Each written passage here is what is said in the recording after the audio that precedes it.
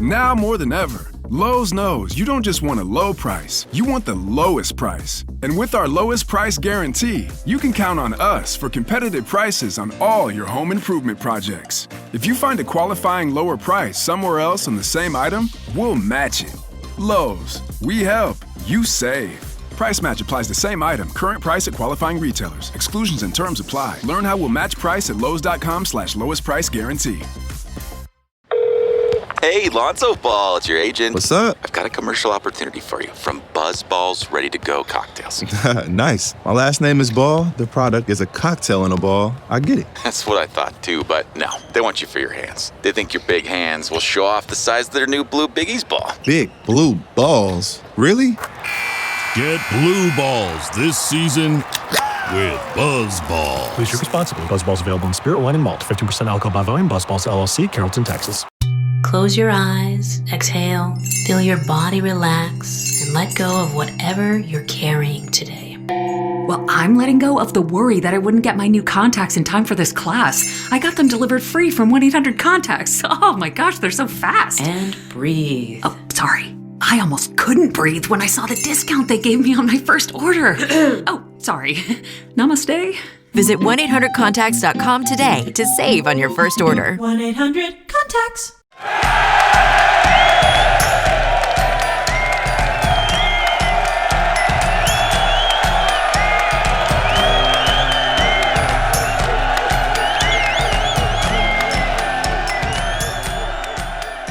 Yo, and welcome back to the Banter Boys podcast. My name is Sanji, with me is Ryan. How are you doing, boy?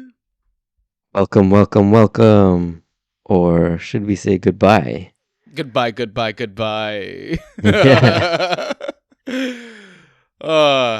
Yeah, we're this is postseason pod.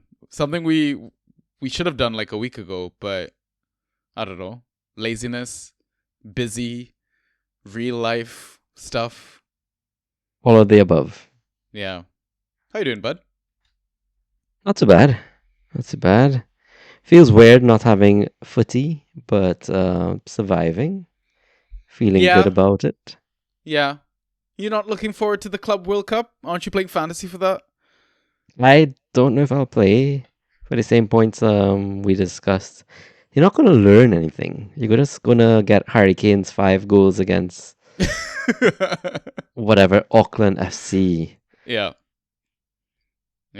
Or is it because you bottled the Champions League, Trinidad League? I mean, that too. I should have won. Yeah. 5-0 though? Like, come on. Yeah, that's embarrassing. Like, Inter's like not my first team, but I'm not gonna lie, it hurt watching that. As it should.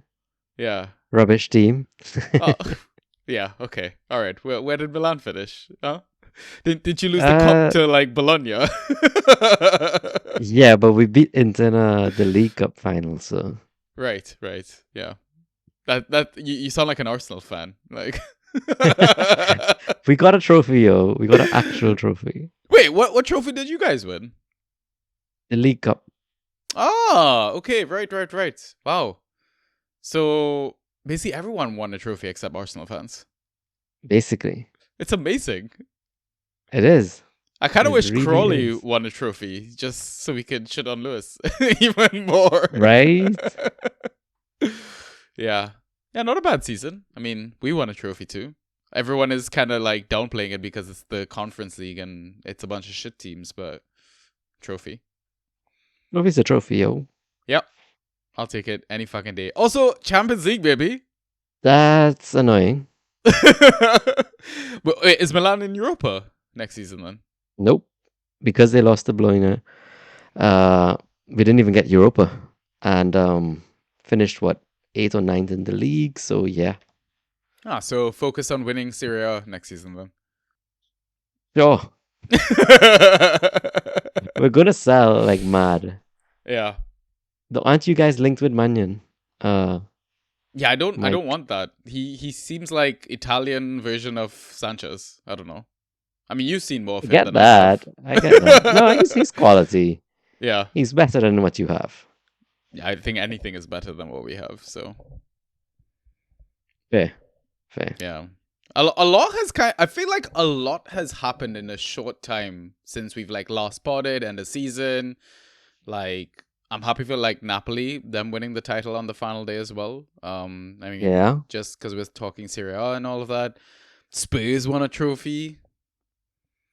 I mean, I want to say United bottled it more than Spurs won it. But credit to them, yo. Yeah, yeah. What did they finish? 17th in the end?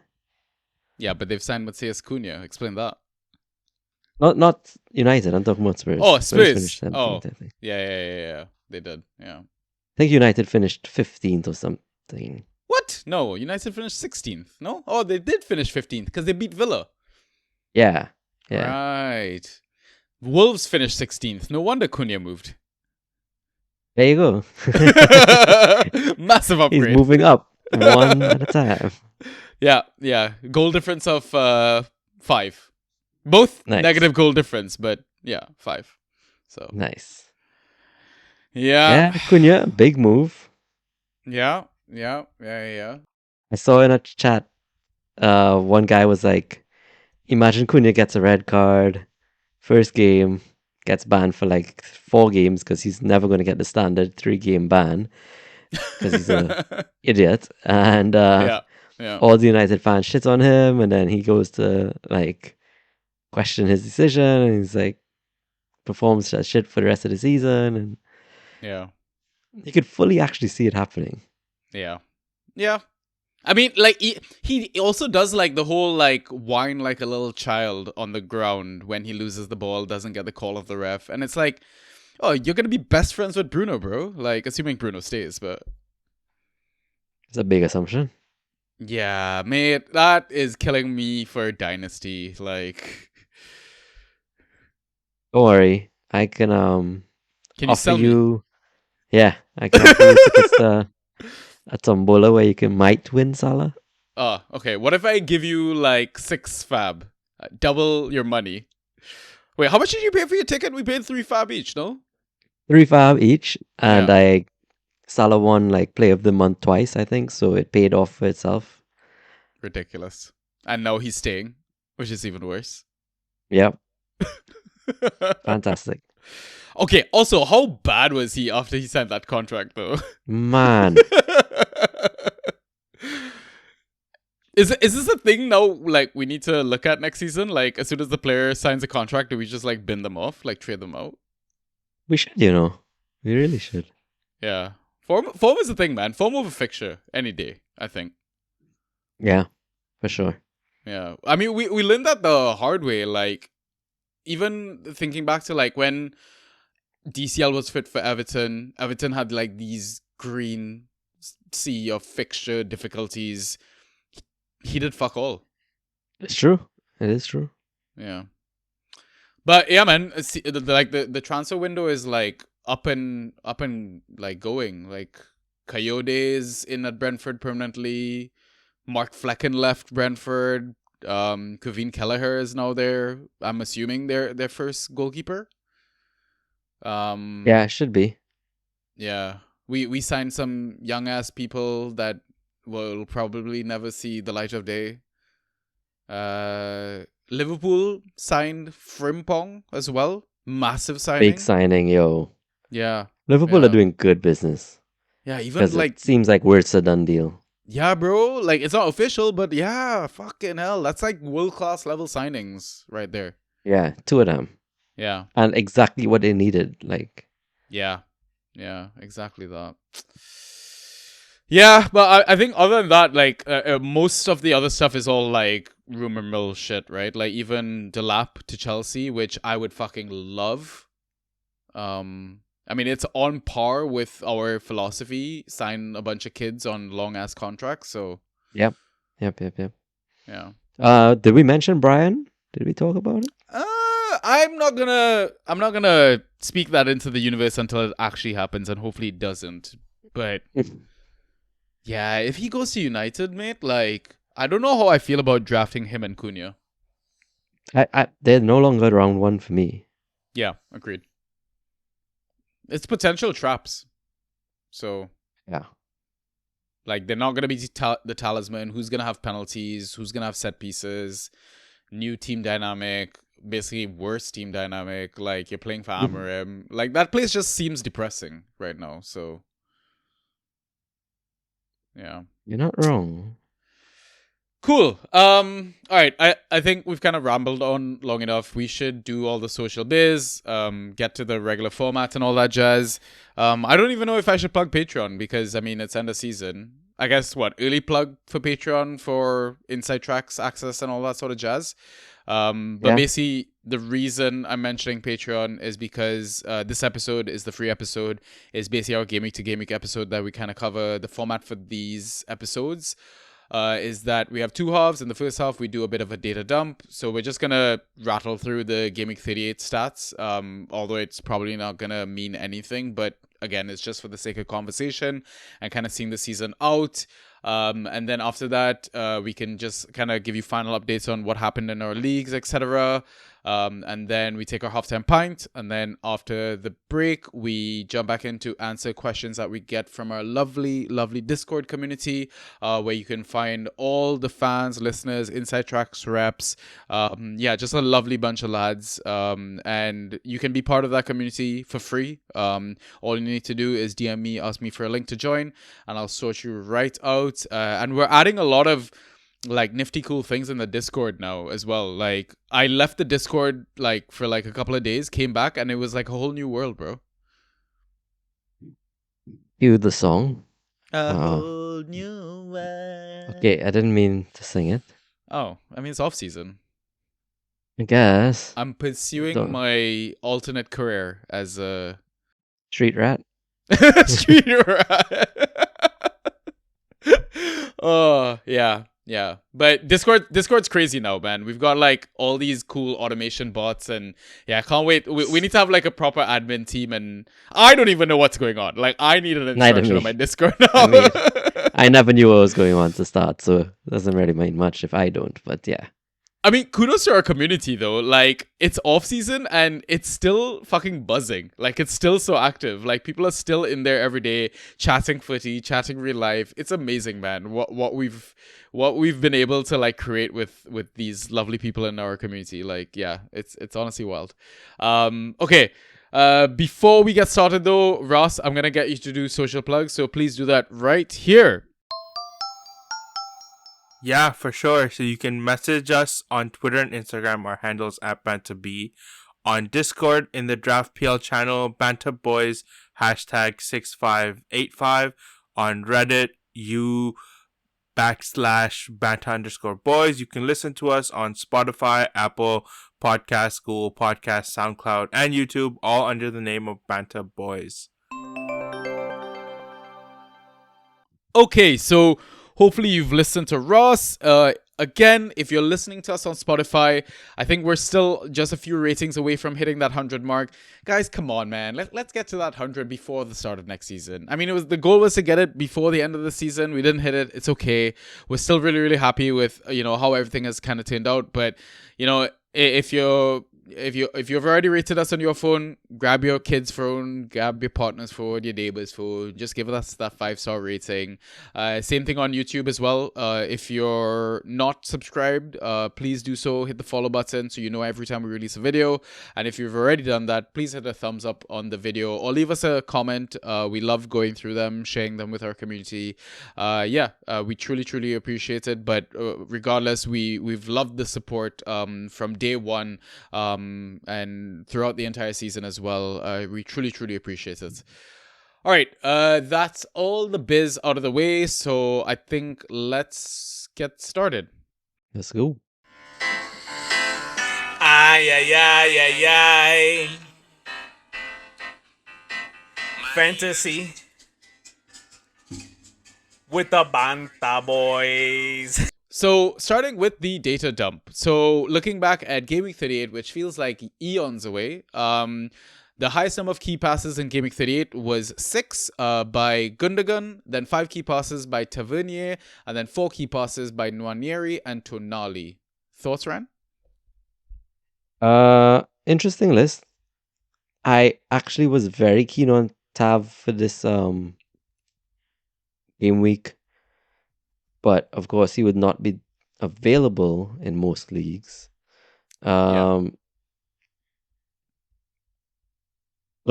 kind of reverting to his prime self towards the end of the season there. Yeah, they were chasing Champions League as well, right? True, but even so, I don't expect him to be the one to step up. You know what I mean? Yeah. Yo, did he score like a bicycle kick or some shit? I heard so. I didn't actually see it. Yeah, I think his goal was a bicycle kick, and I think he won the penalty for Holland as well. Yes, he did. Yeah. He played a slightly advanced role as well. Because Nico Gonzalez and Bernardo Silva, I think, played a bit deeper behind him. So Nice. Makes sense. Good to see he still has that in his locker. He helped me he helped me get the win over you, I think. All right. Yeah, can't wait to get to league Oh, no. updates. And what did you know? I benched him. I benched his 33 points. Right, lovely. Yeah, I can't wait to discuss how you sabotaged all my leagues while I was away playing cricket. Loved it. I did. So strong. I'm over it, clearly. After, what, 2 weeks? Week and a half? How long has it been? Yep. Week and a half. Does Gundogan even go off a draft board if he's around next season? I don't think so. Like what? Like a round 13 pick? Round 14? You tell me if he's there, you're not going to try and... Okay, fine. After the first 11, he'll Yeah. be after that. Yeah, if he's around, like, I think I'd rather grab him than a goalkeeper. Yeah. Yeah. Good for Nwaneri. Yeah. Didn't expect that lineup, to be honest. The Arsenal lineup. Yeah, I was like playing a cricket match that day, so I missed literally everything. Like, I think I was watching Match of the Day earlier on like 1.5 speed just to try and absorb as much of the last day action. But yeah, it was Merino up top, Martinelli and Sterling on the wings, Nwaneri in the cam role, Rice and Partey behind him. And then I think Tierney played centre back, Zinchenko and White played. Wow, they had like 3 fullbacks playing in defense. Yeah. That's crazy. And why are you playing Raheem? Yo, somebody surely drafted Raheem or picked him up somewhere. Did you? Did you take that punt anywhere? I did in one league. Of course you did. Was it Perfect 11? No. No, I was already out. Oh, no, actually, you might be right. It might be a Perfect 11. Finally, a Perfect 11. I did some wild shit. Yeah, that makes sense. That checks out. I was doing okay at one point. I was like catching up on all the messages and stuff of that. Yeah. I think it was like I think top 10 I was or something. I was also top 5 and top 10 at the point. Then the last few things like Salah's goal and stuff kind of went against me. I obviously gambled. Yeah. Oh man, did I only field 10 players? Okay, I feel like an idiot. Oh, I finished 20th there. Wow. Okay, I did not finish like top 10 or whatever. But still, 20th out of like maybe 110, 15 teams? Not bad. Good job, Brian. Oh. And yes, I did have to change up a lot in your Perfect 11. Yeah. Yeah, we can get to that on league updates and stuff like that. But Nwaneri, like you mentioned, you didn't expect that lineup and all that jazz. Another like player that are you touching in drafts at all next season?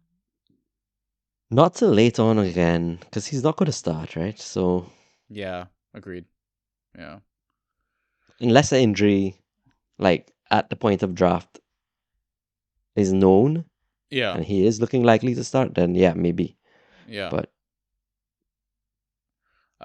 Tonali on this list as well. I feel like Tonali is very much like a home player. Like he's better in the home fixture. Because I think when I was compiling all of this, I was like, okay, you know what? Let me look at the split data. So like the split data is like if you click on the player's profile, there's various tabs like overview, stats, splits, rostered. So in splits, you can see, how they perform home or away, day versus night, that sort of thing, right? And his home form, 7.71 points per game, and away was 5.51 points per game. That is significant enough, I think, for you to make a statement, right? Yeah, that's pretty large. I also don't like him though because he's like he returns in the unpredictable games. Like Yeah. It's he's not an easy asset to roll out. Because he will have these games where he'll drop like 3, 4, 1, 0.5, 0.75, that sort of jazz. So yeah. I feel like unless you have like an 11 of Newcastle players, I wouldn't be playing him. Yeah. I hear that. I forget what you were gonna. I forget what I was gonna say. So irrelevant. Okay. Oh yeah. Final one is Tavernier. Fantastic player. I mean, he shows up in almost all the categories in the data dump, and you're gonna hear. But the thing is, I would love to draft him. My only issue with him is I just feel like he's so injury prone. Fair point. I think I will still go there and take the pain. Yeah. He's that good. Like. Yeah, you're not wrong. And you do know the spot is his. Yeah. It's just he has to be fit to be starting, but. Yeah.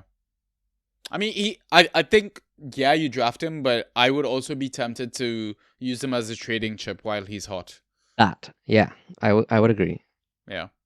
Or you handcuff with like Dango. the likes of Dango, Yeah. Which means it's 2 draft rounds because you'll have to draft that as well, I think. No way is someone drafting Dango. I think someone will. Ugh. Yeah, probably will. I mean, if people are drafting Onana in like the 8th, 9th round, Dango's probably going somewhere. I think you're on mute. Workday's starting to sound the same. I think you're on mute. Find something that sounds better for your career on LinkedIn. With LinkedIn Job Collections, you can browse curated collections by relevant industries and benefits, like flex PTO or hybrid workplaces, so you can find the right job for you. Get started at linkedin.com/jobs.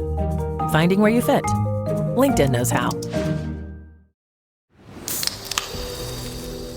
When you're on the go and it's time to refresh your energy, grab an ice-cold Celsius, where 0 sugar, 7 essential vitamins, and proven ingredients meet pure refreshment. Unlike traditional energy drinks, each sip of Celsius is a perfect balance of flavor and function. So whether you're hitting the gym, the office, or your next adventure, grab a Celsius at your local retailer or visit Celsius.com to learn more. It's the Smucker's Uncrustables podcast with your host, Uncrustables. Okay, today's guest is rough around the edges. Please welcome Crust. Thanks for having me. Today's topic, he's round with soft pillowy bread. Hey. Filled with delicious PB&J. Are you talking about yourself? And you can take him anywhere. Why'd you invite? And we are out of time. Are you really cutting me off? Uncrustables are the best part of the sandwich. Sorry, Crust. Cool. Shots and how many on target. So the highest number of shots in Game Week 38 was 8 by Matheus Cunha. He had 3 of them on target. Marmouche attempted 6 shots. He had 0 on target. And then 5 shots attempted by a few players here. Alcaraz from Everton with 4 of them on target. Bruno Fernandes with 1 of his 5 on target. Doku with 0 of his 5 on target. Fabian Schär with 0 of his 5 on target. That's the Newcastle centre-back. And then Tavernier showing up again with 2 of his 5 shots on target. Thoughts, Ryan? It's a strange list. So Marmouche and Cunha not too strange. Yeah. But like the likes of Doku, Schär, Alcaraz even, and Alcaraz putting that many on target. Yeah. It's quite strange. Yeah. I mean, it was a strange game by Newcastle in general. I feel like they kind of crumbled under the pressure of needing to win that game. Kudos to Everton, and man, just what a fantastic job David Moyes did since he came in. I feel like we all kind of need to, truly consider them as options for next season. Like, I feel like they could easily be like a draft day value team in terms of like the assets that we can, like Mykolenko, for example. What a fantastic season he's had, and I just feel like he's kind of gone under the radar. Not a lot of people have kind of spoken about him too much. And he kept showing up, right? Yeah, and Jai too, I would say. Yeah, exactly. Yeah, I'm excited to see what David Moyes is going to do with that team. But yeah, like you said, it was strange to see like the likes of Alcaraz there. I mean, I'm going to say Doku's there because, Man City chasing that Champions League spot. It was very much maybe like a shoot on sight sort of thing. And the same thing with Fabian Schär as well, right?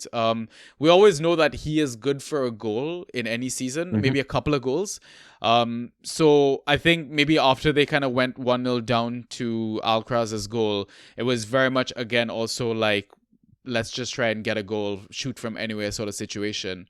But I think maybe we would have expected to see at least one other Newcastle player on this list. Yeah, for sure. I mean, it was one of the easier games I thought to call that game week and did not go as intended. So yeah. I mean, Pickford owners would have had a field day with the amount of saves that he made and the clean sheet to boot. So yeah, I think it was like a 24-pointer or something. Yeah. It's crazy, man. Like, as much shit as we give Pickford and stuff like that, he's just been like a machine, reliable asset. Like, and consistent. Yeah. And now with Flecken gone, do we just assume Kelleher is just going to do what Flecken did? Or are we going to generally have to look elsewhere for a stud of a goalkeeping asset? I think Flecken will just step up, and I think it Kelleher. stays more or less the same. Kelleher, sorry, yeah. Yeah. And I think it stays more or less the same because it's kind of what Ollie said. Brentford are probably still going to give up shots, but low XG shots, and that's kind of what you want coming to your goalkeeper. So yeah, it's a perfect perfect scenario for any goalkeeping asset, I think, right? In Fantrax. So cool. Next category, Aqua crosses into the box. The highest number was 3 by one player, Tavernier. Man, he did everything. Thoughts? yeah, too little, too late, man. Everything in game week 38. Yeah.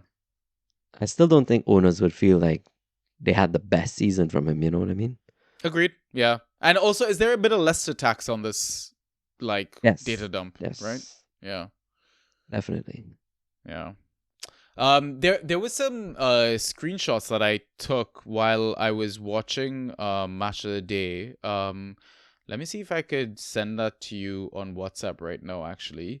But like the same note, like, speaking of Leicester, apparently like it was confirmed that this was basically the worst accumulation of Premier League points by the relegated clubs. Like, I think in total they got 59 points. And you look at the season before that was actually the second lowest points, Luton, Burnley, Sheffield United.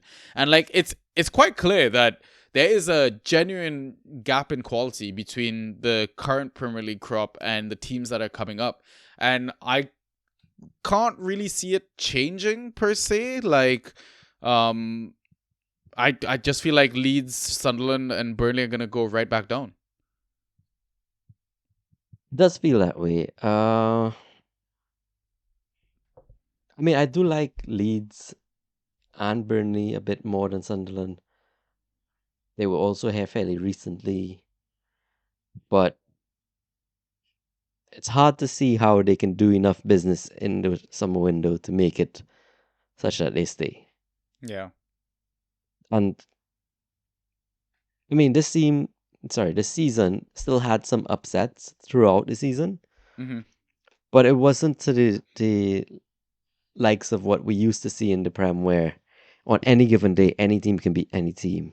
Yeah. It still very much felt like you roll out a team against Sutton this season, they're more than likely going to put 2 past Sutton and win. Yeah. Yeah. And it just didn't feel like it was a competitive game. Yeah. Yeah. Till the one-off times that it was, yeah. Yeah. Yeah, I completely agree, man.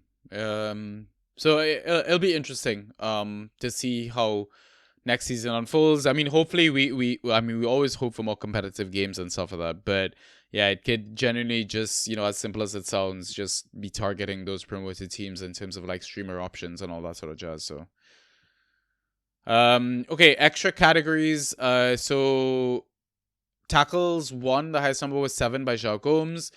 Dispositions, there was a high of 6 by Acuna. Interceptions, there was a high of 5 by Lerma and Mitchell. Clearances, there was a high of 16 by Danso.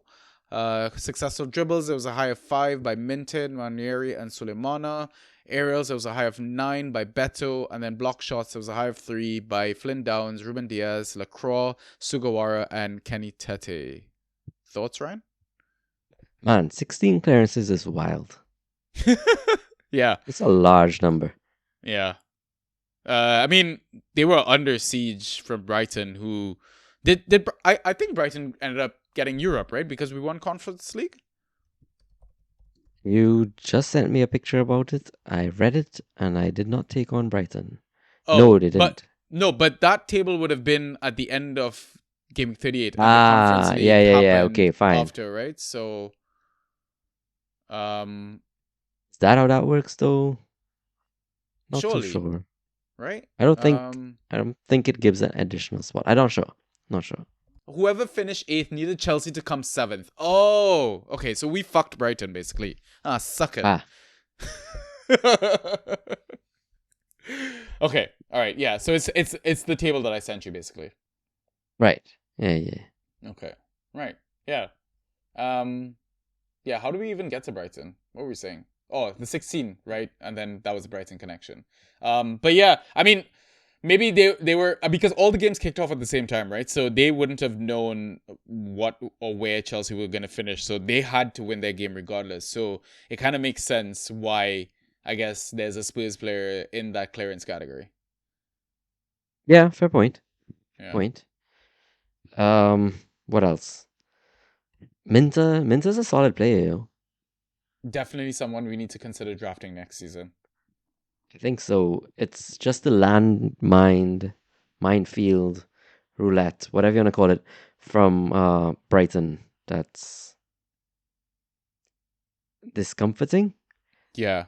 You just don't know when he's going to be rolled out fully, make the full 90, that kind of thing. Yeah. I'm wondering how many starts did Minta have? Minta had 20 starts in 32 games. Okay.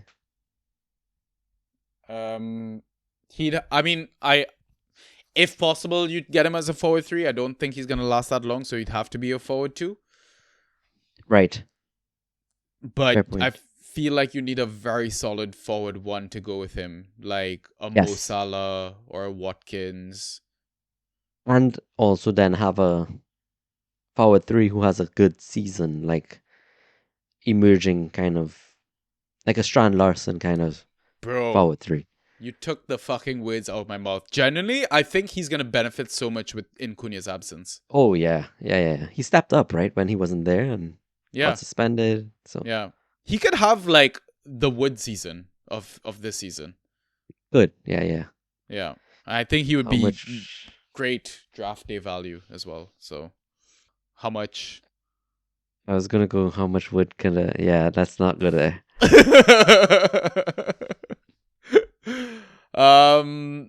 Yeah, so Nonner definitely an exciting talent to kind of look out for next season. Beto, do you think Moyes is gonna go with him as forward 1? I don't think so.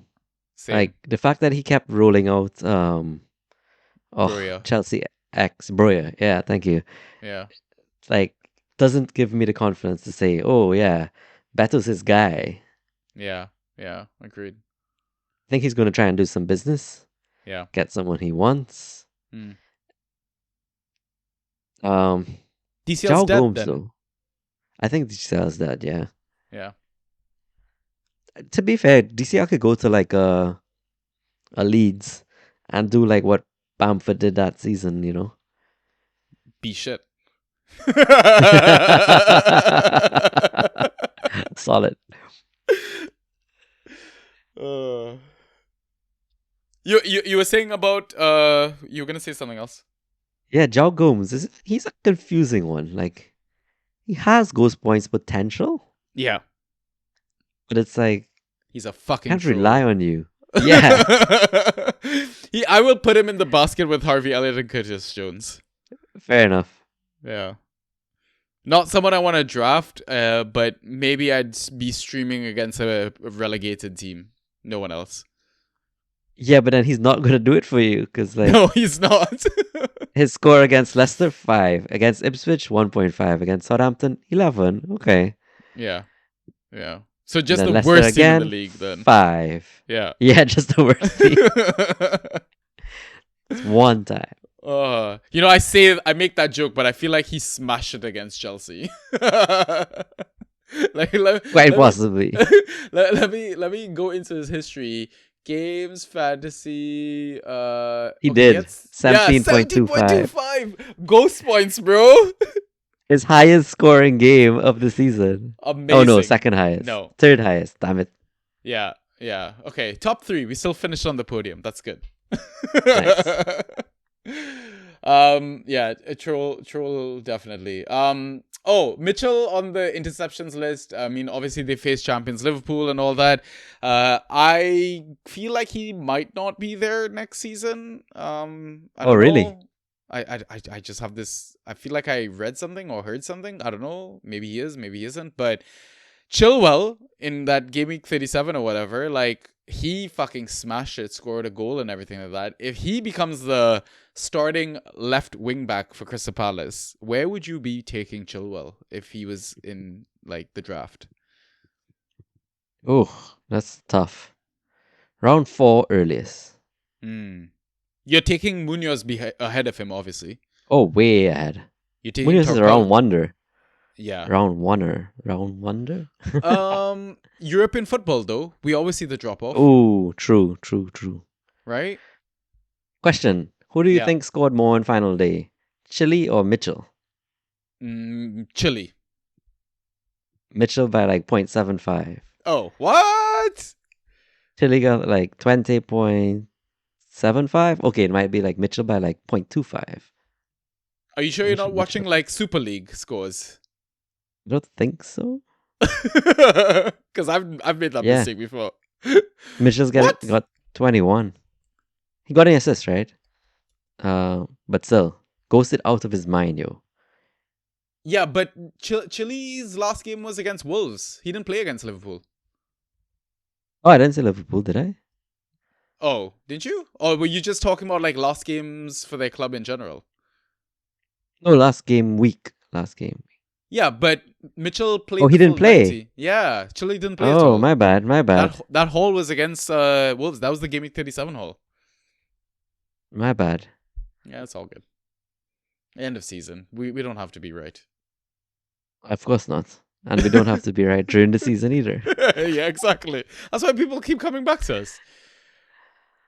But yeah, I think I don't know if there's any other names in there that I really want to touch on, discuss. Like, yeah, no point. Yeah, cool. All right, let's move on to our next segment, which is league updates. Do you have any updates you want to say? I can give DPL. Like, I think I won. I don't actually know. Let's but see. it was for nothing, right? Yeah, I'll just quickly say where I landed. Yeah, cool. Go for it. Standings wise, I think I landed 8th after the win. Oh man, this takes forever to load out now. Season's done and Fantrax is over it. I actually lost. Look at that. Wow, nice. That's on par though, given your season in DPL. 93 versus 99. Oh, I must have benched points. Surely. So many points. Yeah. Where did I finish? I thought I finished 8th. But I guess I might have finished 9th. Yeah, but you've won DPL before, so this means nothing to you. I finished 9th, yes. Nice. So there were 3 people tied on 51. I had the lowest points for of the 3 of us. By quite some margin. What a horrible DPL season you had. Horrible. I actually think I had the second worst points for in my entire league. Holy shit. What do you think went wrong in that league? I did not do any waivers. Yeah, that probably yeah, that's a factor. Your draft in general? Probably. Yeah. The likes of Solanke, I think, was in my draft. Yeah. I should have traded them out pretty early. I didn't. Yeah. Forwards were my weak points all season, so. Yeah, same for me in DPL as well, right? Because basically, my forwards are rotating between BJ and Pedro Neto. Yeah, Solanke, BJ, I traded one or two, but I ended up with Evan Nielsen, but those three aren't reliable enough to get through. Yeah. Oh, midfields were fairly stacked in DPL from what I remember. Yes, the likes of Dams, Enzo. Yeah. I remember who I dropped, but those two alone carried a lot.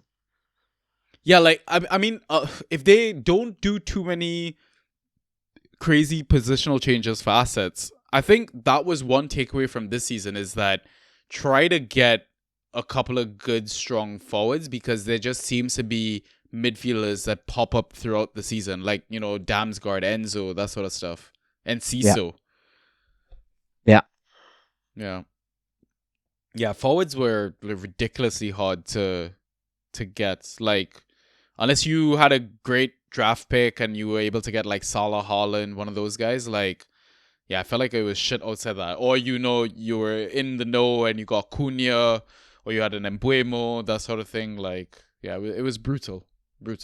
You mean you didn't want Broadhead? Or Hurst? No, I did not. On his final day heroics of 15 points. No. I was screaming at my phone when I was like, Ryan, I can't believe you didn't pick up Broadhead for me. I know. Next time. Guarantee I'll do it next time. No, honestly, it was that's how grim it was though. To even go for FA picks and waiver picks, forward slots, it was so bad. Horrible. Yeah. Any other updates you want to give from your leagues? No, that's pretty much it. I beat you in Dino. Haha. Yeah, I think I dropped to fourth there. I dropped second. No way. I think so because wasn't there three of us that were tied on the same points or something going into the final day? Oh yeah, there were. Yeah. So if I look at Division 1, yeah, I ended up fourth, bro. What the fuck? What? That's crazy. Okay. Yeah. I mean, nothing happens. I stay in the league, so. Yeah. I mean, Duncan walked this league, so. Yeah, but I mean, it helps when you've got an absolutely stacked team. He got a bunch of, I say on paper it was stacked because, I mean, you actually look at the players that he got. Wasn't it he had Son or who did, I feel like he had KDB, right? KDB did nothing. Foden did nothing. Oh, he had Embuemo and Cunha. Holy shit. Yeah. So the new McCrispy strip is here. Dip approved by ketchup, tangy barbecue, honey mustard, Sprite, McFlurry, Big Mac sauce, double dipped in buffalo and ranch, more ranch, and creamy chili McCrispy strip dip. Now at McDonald's. Ba-da-ba-ba-ba. Ryan Reynolds here from Mint Mobile with a message for everyone paying big wireless way too much. Please, for the love of everything good in this world, stop. With Mint, you can get premium wireless for just $15 a month. Of course, if you enjoy overpaying, no judgments, but that's weird. Okay, one judgment. Anyway, give it a try at mintmobile.com/switch. Upfront payment of $45 for 3-month plan, equivalent to $15 per month required. Intro rate first 3 months only, then full price plan options available. Taxes and fees extra. See full terms at mintmobile.com. Your gut affects everything, even your mood. So Ollie created 2 brand new products to take care of your insides. Ollie Big 10 Probiotic has 10 strains of probiotics, their most ever, to support a healthy gut microbiome, immune system, and stress response. And Ollie Super Good Superfoods delivers 15 superfoods in tasty gummy form. Find them at ollie.com and exclusively at Walmart. Ollie! These statements have not been evaluated by the Food and Drug Administration. This product is not intended to diagnose, treat, cure, or prevent any disease. Oh, so he has all of Manchester United now? Yeah, that's true. Oh, yeah. My God, I look at his midfield, Kulusevski's there. I mean, if Foden and Kulusevski come back, he would have an okayish mid. Yeah, I mean, he kind of deserved to walk the title a little bit. He did. He did. Yeah. But yeah, kudos to you. Well done on, I guess, beating me. Beating yourself because you were promising. Yeah, I know. I almost considered sabotaging it. And I was just like, your team is rubbish. Don't need to. Yeah, I sabotaged myself because I think I took out Njai, who you had started for me, for Adama, and Njai got ghost points, and Adama did nothing against City. So, I mean, it wouldn't have mattered. The win or the licks that I held was significant enough. Yeah. That it didn't matter. Yeah. Okay, so I'll give my quick updates. So I think it was only the DPL leagues that really mattered. So I was going into DPL CC League. I think I was supposed to win my game to confirm second. I lost. Thank you, Ryan. Congrats to Subatomic Squash, who pipped me for second spot. One of our ever-present Discord members. So you know what? I'm more than happy to concede second place to a wonderful guy like Squash. I still finished third, so podium finish. We take that. I think I still got some money, which was basically like my buy-in. So we broke even. Can't complain. Didn't lose money. What happened? Oh. Emi Martinez's red card didn't help. Yo. Yeah. He was on course for a haul as well. Like, I saw he was like on 5 saves before he got sent off. Yeah, but he did some wildness. Like, yeah, absolutely body checked Hoyland. Yeah. Yeah. It was horrible. Horrible. Great. Depends on how you look at it. Yeah, true. Very Argentinian of him. So, yes. The other standouts, Kirkes and Mikolenko, my only double-digit scorers. I guess Kirkes helped by the clean sheet. Mikolenko got the assist and the clean sheet against Newcastle. And we talked about Mikolenko. And even Kirkes, another asset that, as a defender, had a fantastic season, I want to say. And excited to see, where he'll end up. A lot of rumors and, people are thinking maybe it's going to be Liverpool because they need a left back. So, yeah, we'll see. Regrets. So I made these notes like I think as soon as the game week ended. So I have no idea. I'm like reading this over for the first time. Why did you grab Adam Smith if you weren't gonna play him, Ryan? I do not recall. Right. Okay. And was there any hindsight about Enzo Fernandez? Because we did expect a bit of a cagey game in that, and Enzo was kind of shitting the bed towards the end of the season. Yeah, we probably could have done without. Yeah. I don't think I would have played Brennan Johnson. I think you started him for me. I don't think you had another starting forward, did you? No, you would have had to grab Broadhead. I would have had to grab Broadhead or Hurst, I think. Yeah. I mean, could have gone there. Like, I think the reason why I wouldn't have gone Brennan is because there's been enough evidence that he doesn't fucking get ghost points at all. Yeah. Season was done for Spurs. They were on the beach, half-assed, drunk. Like, Brighton needed to win that game badly. So, yeah, I think I would have just avoided it and just for the shits and giggles of it, go any other random forward. Like, even fucking Ross Stewart scored against Arsenal. What the fuck? I saw. Yeah, crazy, bro. But yeah, like I mentioned in the notes, the free agency pool looked punty as fuck. And you'd have just had to have random shots in the dark to get any sort of points. Obviously there's no picks or anything like that. Roster concerns, like I mean we kind of discussed the lack of forwards really showed on the final day, and I think one of the biggest regrets from the draft for this league was taking Nkunku second round. I think lesson learned is avoid new assets, no matter how shiny they may appear, because they're going to need time to properly adjust to the Premier League. Yeah. So solid advice. So like, I mean, there are some that are more proven than others, but I agree. Like Haaland, you can wait at City. Yeah, like Haaland was going to be a hit regardless. Yeah. Yeah. Okay, like if Gyökeres goes to Arsenal, are you picking him in that first couple of rounds? I genuinely just want to avoid him. No, I would go there. Really? 'Cause Why? I don't think Marino's a prolific forward by any means, and Agreed. it's just the service, the whatever, the dominant play from Arsenal is what got him those goals. Yeah, so then in what scenarios do you avoid new assets? Because I guess in Nkunku, there was always that risk, like, we were just assuming Nico was going to lose his spot. And we didn't even know for sure whether Nkunku was a certain starter. There was a lot of preseason bias as well in that decision. Yes. And because of that, I get it. I also went there, I think, second or third round in our league. Probably second round, but later second round. Yeah. I also think we held on too long. We both agree Yeah. on that. Yeah, massively. So even if you get it wrong, you can fix it when there's Yeah. still options to fix it, but we just held on way too long. Yeah. Yeah. We always say, like, obviously a good draft helps, but the season's not defined by your draft. Yeah. Like the likes of Raul Jimenez was available for pretty much every league. Yeah. Yeah. And we did grab him in a few, but dropped him pretty quickly back, you know? Yeah. Yeah.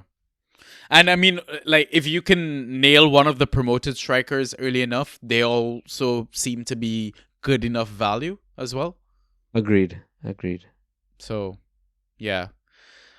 Yeah, don't be blinded by preseason, because I'm pretty sure that's why I drafted Gabriel Jesus in a league, and that was a fucking horrible decision as well, so. Can't go back? No, you can't. All right, let's move forward then. The other lifestyle league, the DPL league, my goal there was to just finish above Robbie, and I ended up playing Robbie in that final game week, and I beat Robbie. So I ended up with a top-half finish, got my goal.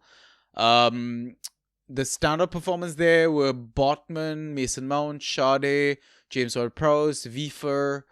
The regrets, nothing. Concerns, what did I write down? Bad draft decided my season fate. Yeah, so I mentioned that about like Gabriel Jesus and stuff like that. Should we do a quick review of our draft boards or anything like that? I don't think we need to. No? I mean, if you want to. Is it because it's season's done and you don't give a shit? Basically. Well, I think we mentioned most of the ones. I just was curious, how much of your original draft stuck? Yeah, stuck in the league, like for example, the IGL leagues that we won versus the DPL leagues that we stunk at. That's what I was kind of like curious about. Fair. Okay. So one question for you. Did you exhaust Fab in all your community leagues? I believe I did, yeah. So I have 23 Fab left in DPL. Yeah, because That's you never lot. used any of your waivers. Fair. I have 9 Fab left in IGL. Ryan, what the hell are you doing, bro? I mean, 9 isn't that much. If you could send Fab to managers, I would have easily asked you for a money transfer. I won IGL, so. Yeah, so I can't give you shit for that. But it's still fairly shameful that you have money in your bank. No, I should have upped my money spend in times like to get Coyote. Yeah, and I'm surprised you didn't at least, burn the money just for shits and giggles, like wavering, I don't know, Ortega or Scott Carson or some bullshit like that. Like Ross Stewart off for shits and gigs, and then what should happen? Oh, Ross Barkley. That's who you should have wavered for all your money. Oh, Rossi Bars. Yeah. Okay, let's see. Okay, are we gonna do a quick review of the draft board thing? Sure. Okay, well, where are you looking first? I guess draft IGL board results. Yeah, IGL. Yeah. Okay, IGL. Okay, so I've pulled up my IGL draft board. Do you want to go first? Sure. I just need to filter to my league. Don't even remember the name of my league. All right. So I was first round pick. Amazing. And I picked Saka. Yeah. Rodri on the second round. Yeah. With Luis Diaz on the turn. Then Bailey and Munoz on the next turn. So I grabbed Munoz in fifth round or end of fourth round. Oh, what a pick. Yeah. Minter, I didn't even know I drafted him. Minter in 6th, Leaf Davis in 7th, Sar in 8th, Madueke in 9th, Sarabia in 10th, and Burton Diaz What a lad. in 11th, Jack Harrison in 12th, Tosin in 13th, Mason Mount in 14th, Julian Alvarez in 15th, must have known he was gone, and Nico Williams in 16th. You know, looking at this roster, it looks like a solid fucking draft given how the season played out. Yeah. But I don't think half of these guys stuck around in your roster. No, so Rodri got a season-long injury. Bailey was just shit. Yeah. Minter, I think I dropped at some point. I don't know. Or traded. Yeah, because he was kind of in and out, right? He was in and out. Sar I also dropped because he was also not starting.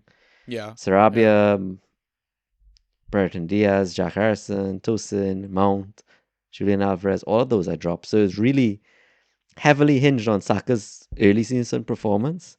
Luis Diaz throughout the season. Yeah. Munoz being defender 1. Yeah.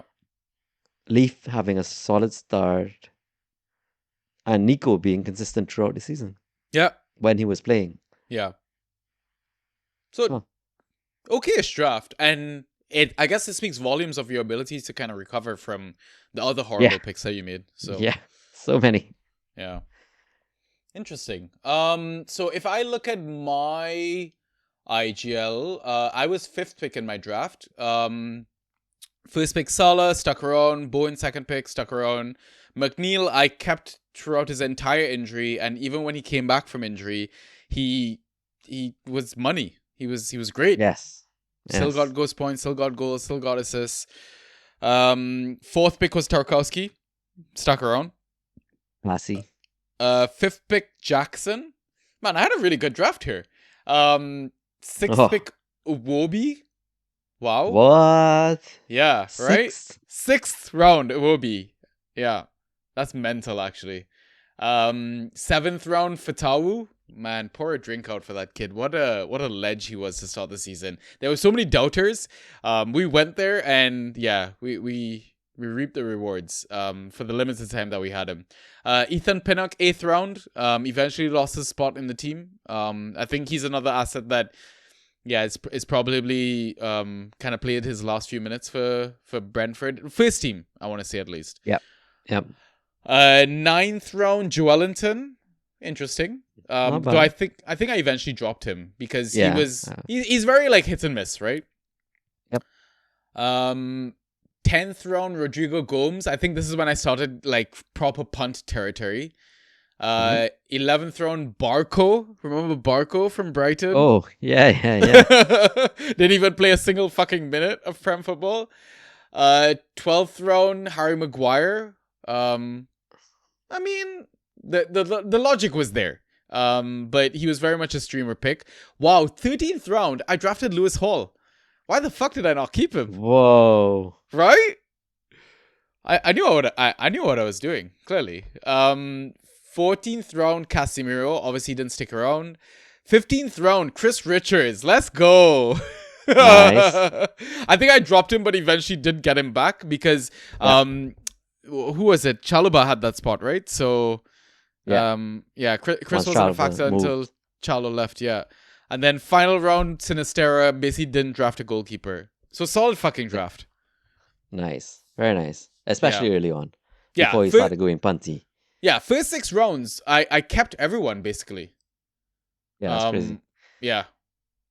Do you want to just look at DPL and then we can take our halftime pint? Let's go.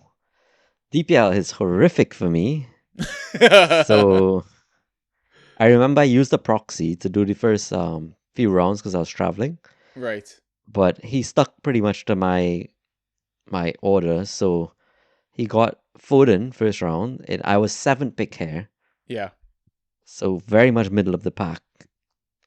Foden, then Solanke, 2nd round. Nkunku, 3rd round. James Ward-Prowse, 4th round. Trippier, 5th round. Leaf Davis, 6th round. Hamada, 7th. Hutchinson, 8th. Xerxes, 9th. Saliba, 10th. Dan Burn, 11th. Adam Armstrong 12th, Scotty McTominay 13th, Ricardo Pereira 14th, Milenkovic 15th, Ooh. and Emi Buendia 16th. So, horrific draft. Just putting it mildly. I love that Milenkovic pick so late on, though. But he didn't stick around because I must have dropped or traded at some point. Yeah. I think Foden I traded pretty early on, so I got that right. Yeah. I don't even recall what I got for it, but I think you had Martinelli, some other player in Fab or some shit like that. yeah, that's it. Good It was the trade memory, with yo. Fantrax Fox, right? I think. Correct. Yeah. Yeah. Yeah, I remember he was like laughing all the way to the bank when the trade first happened, but yeah, he must have hated the trade by the end of the season. Like, Must have. Yeah, Ryan, that was a horrible fucking draft, mate. I don't think anyone besides Leaf delivered value. Like literally no one. Yeah, literally everyone else seems like streamer. Solanke had glimpses, but I should have gotten rid of as soon as he hit like some kind of form. Ward-Prowse as well. I mean, we both kind of got fooled by that a little bit, so. Yeah, I dropped him very early. Yeah, I held on to him way too long. Cool. Let me see my draft. So I think I was 7? No, what was I? 1, 2, 3, 6th pick. Okay. Obviously it says 1-6. I should have just looked at that number. First pick, Eze. I don't mind that. Okay, solid. Second pick, Nkunku. I could have gotten Bowen, apparently. Oh, yeah, I could have too. Third pick, Garnacho. Horrible. No, okay. Fourth pick, Daniel Munoz. So lovely. Yeah. Early, but love it. Yeah. I mean, but still, you look back, it's like fucking. It looked like a value pick now, right? Gold. Yep. Yeah. Fifth pick, Brennan Johnson. Okay. Sixth round again, it will be. Wow. Yeah. Consistency. 7th round, Fatau. Yeah. 8th round, John McGinn. Okay. 9th round, Ismail Assar. 10th 10th round, Harry Maguire. 11th round, Rodrigo Gomes. 12th round, Livramento. 13th, Casemiro. 14th, Milenkovic. 15th, Tsimikas. And last pick, Nick Pope. So a lot of similar picks between my drafts, I think. Yeah. All the horrible punts, basically. And like Livra instead of Hall, but pretty much same idea behind it. Yeah. But again, I think lesson learned here was the punt, the Nkunku, the preseason form, everything we kind of alluded to. But I still think like there was enough good-ish early picks. I mean, obviously IGL was much more of a safe, secure set of draft picks, I think. Maybe a bit dull to other managers, but I think being safe and boring with your first few picks is good. I think it's necessary. Like your Bowens and stuff like that, right? So Agreed. Yeah. Cool. All right. I think that's enough like review of leagues and all that sort of jazz. So what we'll do now is take our halftime pint, and then after the break, we'll be back to answer questions from our Discord. So we'll see you in a bit.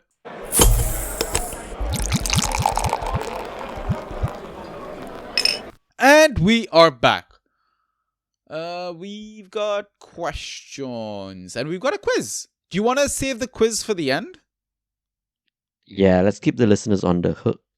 Nice. Marketing. All right. Yeah, I think let's just jump straight into the questions. All right. I'll take the first one. It's from Draft Pie. His question is, the end of the season is here. We're all looking forward to a break, but how long do you think it'll be before you get itchy fingers? When will withdrawal symptoms from the addiction kick in? This episode is brought to you by Chevy Silverado. When it's time for you to ditch the blacktop and head off-road, do it in a truck that says no to nothing. The Chevy Silverado Trail Boss. Get the rugged capability of its Z71 suspension and 2-inch factory lift. Plus, impressive torque and towing capacity thanks to an available Duramax 3-liter turbo diesel engine. Where other trucks call it quits, you'll just be getting started. Visit Chevy.com to learn more. Summer's here, and Nordstrom has everything you need for your best dress season ever. From beach days and weddings to weekend getaways and your everyday wardrobe. Discover stylish options under $100 from tons of your favorite brands like Mango, Skims, Princess Polly, and Madewell. It's easy too with free shipping and free returns, in-store order pickup, and more. Shop today in stores, online at Nordstrom.com, or download the Nordstrom app. With a Venmo debit card, you can Venmo more than just your friends. You can use your balance in so many ways. You can Venmo everything. Need gas? You can Venmo this. How about snacks? You can Venmo that. Your favorite band's merch? You can Venmo this. Or their next show? You can Venmo that. Visit Venmo.me/debit to learn more. You can Venmo this, or you can Venmo that. You can Venmo this, or you can Venmo that. You can Venmo. The Venmo MasterCard is issued by the Bancorp Bank N.A. pursuant to license by MasterCard International Incorporated. Card may be used everywhere MasterCard is accepted. Venmo purchase restrictions apply. It's not going to kick in for quite some time, I can tell you that. Yeah, agreed.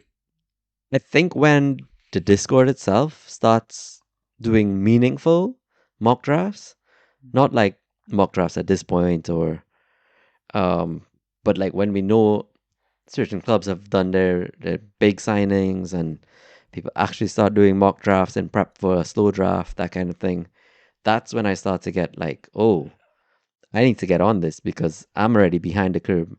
So yeah. Do you not get a little bit of a, I don't know, a bit of an itch when the fixtures for the new season drop? I don't even look at them, to be honest. Wow. I allow whatever WhatsApp chats to tell me about whatever, but yeah, I really don't pay it any mind until draft time. What about preseason fixtures? Do you care about that at all? Fixtures, not so much, but who's been scoring? Yes, I'll kind of just scroll through SofaScore, see who's like on form, follow that. Yeah. Or inside tracks gets your appetite wet. Let's call it. Even that I don't listen to all. Because you know this. Yeah. I listen to the promoted teams. Yeah. And I listen to the teams that like, I wouldn't listen to the likes of Liverpool. I wouldn't listen to the likes of Arsenal because you know the assets you want from those teams. Yeah, 100%. But the likes of, say, Wolves is probably going to get ransacked this season, right? Yeah. Losing Cunha, losing Aït-Nouri at some point. Yeah. So I'll definitely tune into that one to figure out who's like the up and coming Wolves assets to look out for. Yeah, yeah. Great show. Yeah, I mean, I mean, I've told our Discord as well, like, I do want a proper break. I'm not gonna lie, I am getting a little excited trying to think about inside tracks and planning out the dates and all that sort of stuff for it. But I think, like, I'm probably gonna still give myself a good week and a half, 2 weeks, I would hope, before I start sending out messages, start sending things out. Like, it's crazy. Like, the Draft Society is already working on preseason content. Oh, yeah, it's crazy. It's way too soon for me. I need a proper disconnect, man. I want to come back into the season hungry. I don't want to feel burnt out at all. I hear you. Yeah. All right. Do you want to take our next question? Sure. The next question is from Resharp. So he's asking, when do mocks start? I swear the Discord has already had a mock, haven't they? Yeah. So the emoji reactions is someone wrote NOW. Nice. When I wonder when people. It would be nice though to see like how people like in our community like really engage managers, where they would have valued or where they value like assets now. And I mean also like as the transfer window kind of unfolds as well, like seeing how far maybe the likes of Cunha and Mbeumo drop as well in the draft board, given, you know, their new allegiances or whatever. So but I don't think I'm pretty sure I will do a mock before you, and you're think so. probably going to be privy to every single mock that I do as it happens every season. But I don't think I'm gonna touch a mock until like late July. I would hopefully wait until August as well. Like, I'm happy to give input and watch other people mock and set mocks up for people, but me myself, I kind of want to absorb as much information as possible before I start showing people what I'm really thinking. Now, we say this, and then watch us do a live mock draft very early just to get like, the buzz going, you know? Yeah. I mean, that's another thing we need to look into as well. All these live streams and stuff like that. So a lot of people have been asking to see our beautiful faces, Ryan. They're going to be so disappointed. I know, right? Did they not learn anything from our presser video, which was fantastic, by the way? Yeah, it was solid. We got a whole sticker out of it. I don't know if you've seen that. I did not see that. Yeah, there's my face is a sticker in the Discord now. Good stuff. As it should be. Yeah. As it should be. Yeah. All right. Next question is from Sweetness McBossman. Amazing name as always, and lovely addition to our Discord this season. Out of everyone in Fantrax, who are the top players that, in hindsight, could have been traded away for the most value? And is there anything you can learn from those guys for future seasons? Oh, Mo Salah. So, like, after, like, when the contract stuff came up, basically. Yeah, but at that point, nobody was trading him. Like, he was on so much form. Yeah. And, I mean, look at the final overall score, right? He still smashed the season. Yep. AFCON next season, though. Fair point. What are we doing? Are we holding? I mean, no one's gonna take him if he's missing some games. But if you were on the buying end, you'd probably I'd take a dud Mo Salah for a few games if that meant he was coming back as like an informed player. But there's no guarantee of that, right? Coming off of AFCON. True. I'd probably try, but I don't think I'd send enough value to get the manager to give him up. Yeah. I The have an interesting one. What were you gonna say? I was gonna say, Bukayo Saka, when he got injured, it was. I got some trade offers. Yeah. I declined them all, knowing he would have been back around playoff time. Yeah. And I fully did expect him, because I've never seen this drop off from Saka before, to pick right back up where he's left off. Mm-hmm. And I feel like that was a bias that I should have done away with. Like, yeah. Also appreciating that Arsenal wasn't the same team at that point either. Yep. I just thought Saka could come back and like recover Arsenal seasons for them. It didn't matter if Havertz was injured and out.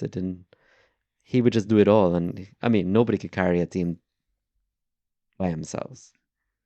Yeah, but then with them in Champions League, going into the Champions League so deep and everything like that, I think we should have also somewhat accepted and realized that, hey, maybe they're going to try and save him for that, given how Nwaneri kind of stepped up in his absence. Yeah, fair point. And they really had nothing else to play for in the league at one point. Mm-hmm. So, what about Phil Foden when he had his little mini purple patch end of December into the new year, where he was dropping like double-digit games? I think, what was it? He got 18.25, 13.5, 12, 20.25, 30.75, 33, and 12.75, and then went to being absolute garbage, unreliable starting asset after that. Is that another one that maybe managers should have, hey, okay, we're getting points, let's trade him, sell the dream? I think so, but I also feel like that was late. Like, I would have lost my patience, and I did lose my patience with Foden long before that. Yeah. I guess at that point you don't get the value, so... Yeah, true. Kudus. What about Kudus? Oh, fucking hell, Kudus. I mean, well, whoever traded him to me or whatever got a good deal because I traded away Morgan Gibbs-White. So horrible on my part. I'm sure that's going to be one of the questions about draft regrets or trading regrets or whatever. Kudus, I don't know what to make of. I kind of want to avoid him next season in the draft. Get that? But if it's like 5th round and he's around, I'd be tempted. Well, you gotta go there. Yeah. I don't know if I'd go earlier than the 4th round. I think. I hear you. Like Potter will finally have a proper preseason and all that sort of stuff, and you think maybe Kudus kind of acclimatizes to the philosophy of football that Potter's trying to employ. Yeah. I don't know. Maybe it's a bit of... This is also why breaks are healthy, because then it gives me the opportunity to forget and forgive a little bit. True.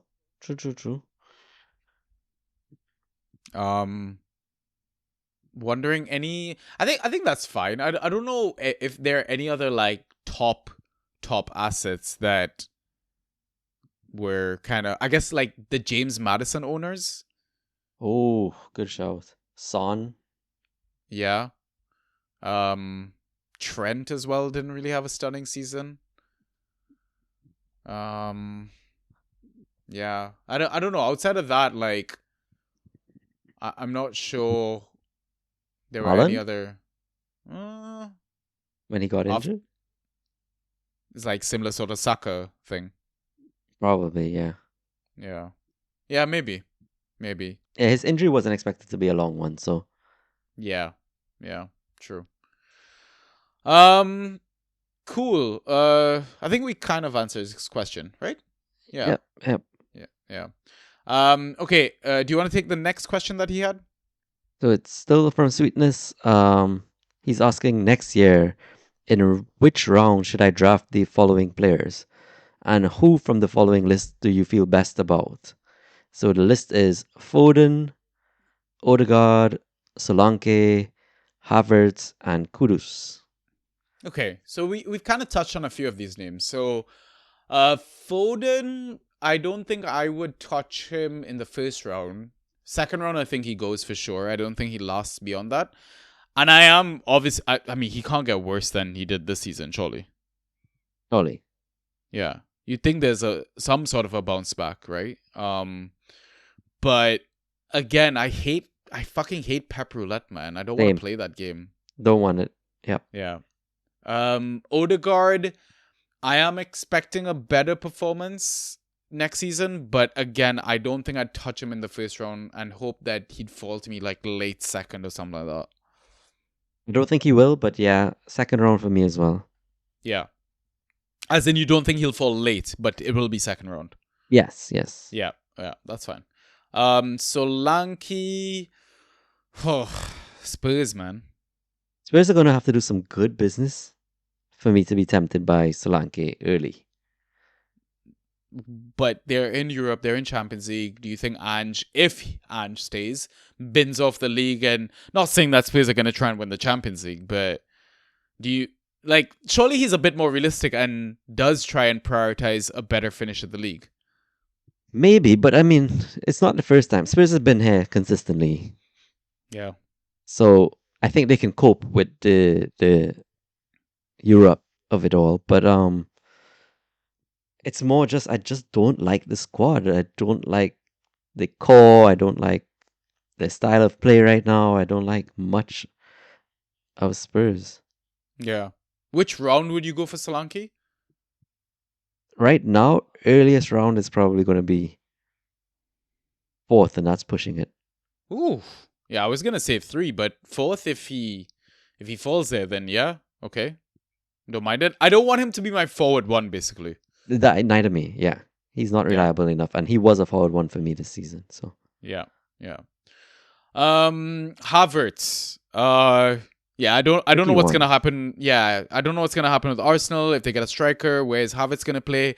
Is he gonna do a bit of forward, a bit of midfield, a bit of bench? Like, yeah, that's a hard one. I would rather avoid and just make him someone else's problem, but Yeah, agreed. there is potential value there that you're missing out on. Yeah, yeah. Would he fall to like a late round 3, round 4? Possibly. Yeah. It'll all kind of depend on, I guess, preseason formation they're rolling out, a new signing, that kind of thing.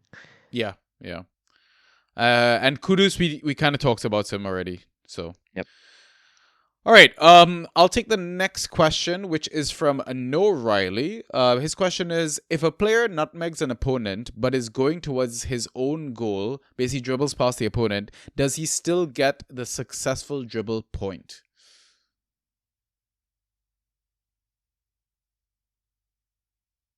Is that like our opinion, or is that like, is he asking a factual question? Let's answer it both ways. I think he does. Same. I think he should. Yeah, same. So yes. Yeah. Cool. I mean, you get past the player, you get past the player. Yeah. All right. Do you want to take our next one? The next question is from Weirman. He's asking Bant's team of the season? Yeah. Surely, like, I mean, we could be really boring and just say Fantrax team of the season, but you're just looking at the fucking scores from that, right? So, should we just discuss like an IRL team of the season? Ooh, sure. All right. What formation are we going with? 4-3-3? Thinking. Can we play 3 defenders and then just do them like... No, yeah, 4-3-3 makes more sense. I went 4-3-3 just because Liverpool won the title. They had 4-3-3, so that's Okay, always the way I kind of like to look at these team of the season stuff. In net, who are you going with?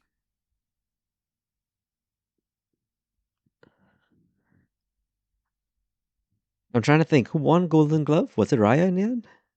Was it Raya? 24-25 Golden Glove. It was Raya. Yeah. I would probably still say Matt Sells. Yeah. Oh, actually, him and Sells tied. So did they not share it? If that's the case? Might be yeah, on they saves shared after? it. Yeah, Oh, okay, Ryan Sells. Yeah. Joint winners. So Nice. yeah, I'll good go for Sells, Sells. man. What a season he had. Yeah. Yeah, I don't think I can argue that. I mean, I know we kind of gave a little mini shout out to Jordan Pickford, but yeah, I mean, just the success that Forrest had last season, because the season's done, it's in the past. Yeah, big role that Matt Sells played. So yeah, I'm happy with that. In defense, let's start with centre back. We would agree on one of them, right? Who's that? Vidge. Yeah, I was going to say, sadly, I have to give it back to Virg. Yeah. Unfortunately.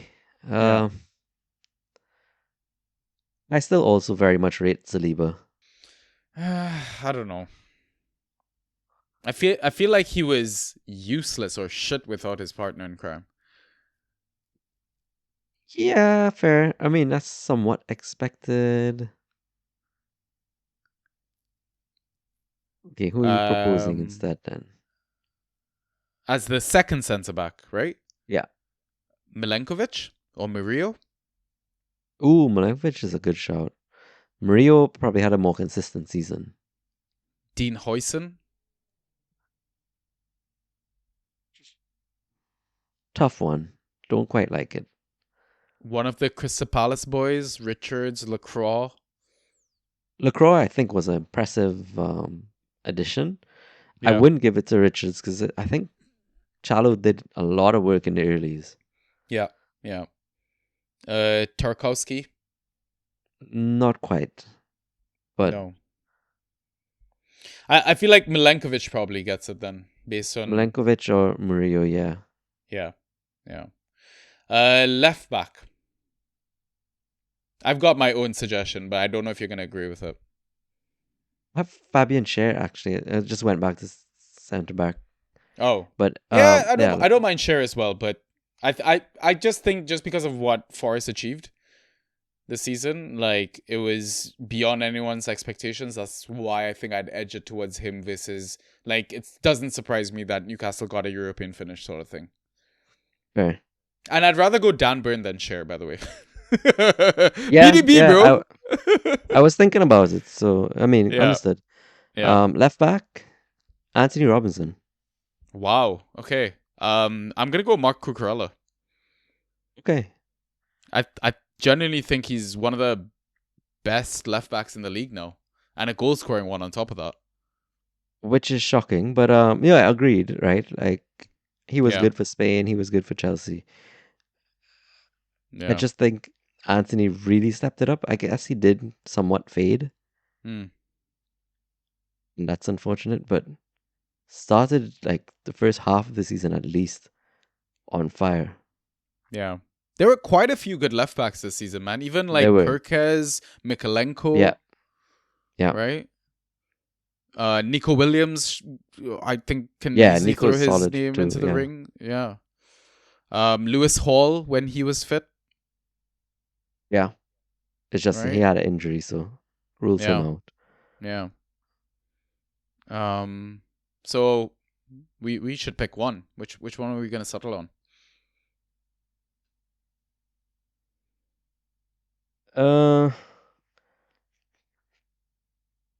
Yeah, I can't give it to Cuckoo, sorry. This episode is brought to you by State Farm. Knowing you could be saving money for the things you really want is a great feeling. Talk to a State Farm agent today to learn how you can choose to bundle and save with the Personal Price Plan. Like a good neighbor, State Farm is there. Prices are based on rating plans that vary by state. Coverage options are selected by the customer. Availability, amount of discounts and savings, and eligibility vary by state. Hey there, travelers. Kaylee Cuoco here. Sorry to interrupt your music, great artist BT Dubs, but wouldn't you rather be there to hear it live? With Priceline, you can get out of your dreams and into your dream concert. They've got millions of travel deals to get you to that festival, gig, rave, sound bath, or sonic experience you've been dreaming of. Download the Priceline app today, and you can save up to 60% off hotels and up to 50% off flights. So don't just dream about that trip. Book it with Priceline. Go to your happy price, Priceline. This episode is brought to you by Amazon Prime. From streaming to shopping, Prime helps you get more out of your passions. So whether you're a fan of true crime or prefer a nail-biting novel from time to time, with services like Prime Video, Amazon Music, and fast free delivery, Prime makes it easy to get more out of whatever you're into or getting into. Visit Amazon.com/Prime to learn more. I still think the core of what a defender needs to do is defend. Yeah. How many clean sheets did Bournemouth get versus Fulham? I mean, if I'm just looking at the goalkeepers, Kepa had 8 clean sheets, and I think Bird and Leno had 5. Then it probably goes to Kirkes. Yeah, I'm okay with that. I'm alright Yeah, with that. it's a solid middle ground, I think. Yeah. I mean, my heart still goes to Cuckoo, but I will concede. It's fine. It's alright. It's okay. I think right back we're both pretty much settled on where it is. Oh, are we? Hold on. I'm wondering now who we are so settled on. Oh, really? I'm trying to think of like who's such an obvious pick. Oh, Daniel Munoz. What am I saying? Yeah, there you go. Yeah. I mean, he's a right wing back, but Yeah. yeah. I mean, given our center backs, I think he can easily play anywhere he wants on that right side. Yep. Yeah. Yeah. Fair. Is there anyone else that deserves a bit of an outside shout? I don't. Now thinking about it, but I can't even land on anyone. Ola Aina, I was now saw his name. right? Maybe. He's had a solidish season. Wondering who else. Like, really, no. There was no. Oh, Aaron Wan-Bissaka late end of season form. Yeah. I think Good he's a shout. name everyone needs to look out for next season. Good shout. Yeah. Still is Munoz's though. Yeah, easily, without a doubt. Okay, let's go to midfield. 3 midfielders. Here's where it gets tough. Yeah. I am going to throw out one name first. Mac. Or Gravenberch. Okay, fine. Uh, yeah, I get it. I get where you're going. But you just think you think Mac Okay, is so more pivotal to a team winning a title versus Gravenberch's? well, no, let's just think about the others around him then. So I'm going to throw out another name, Enzo. Ooh, Declan Rice, Eki. Oh, yeah. right? Caicedo. Not quite in it for me, Gaishiro.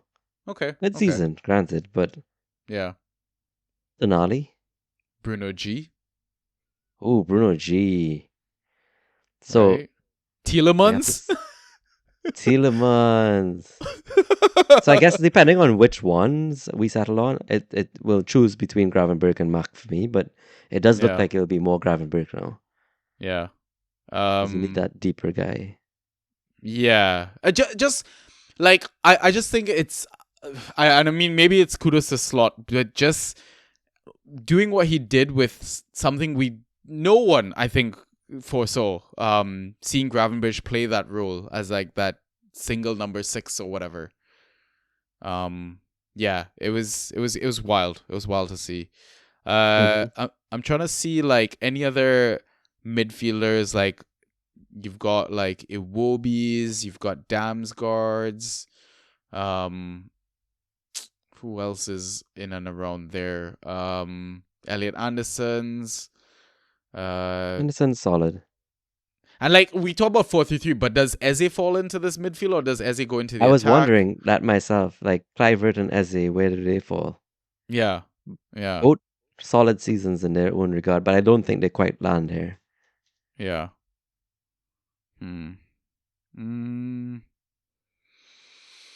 Yeah. Okay, so we're gonna go with Gravenberch as like the one that sits. Yeah. And then the two attacking ones.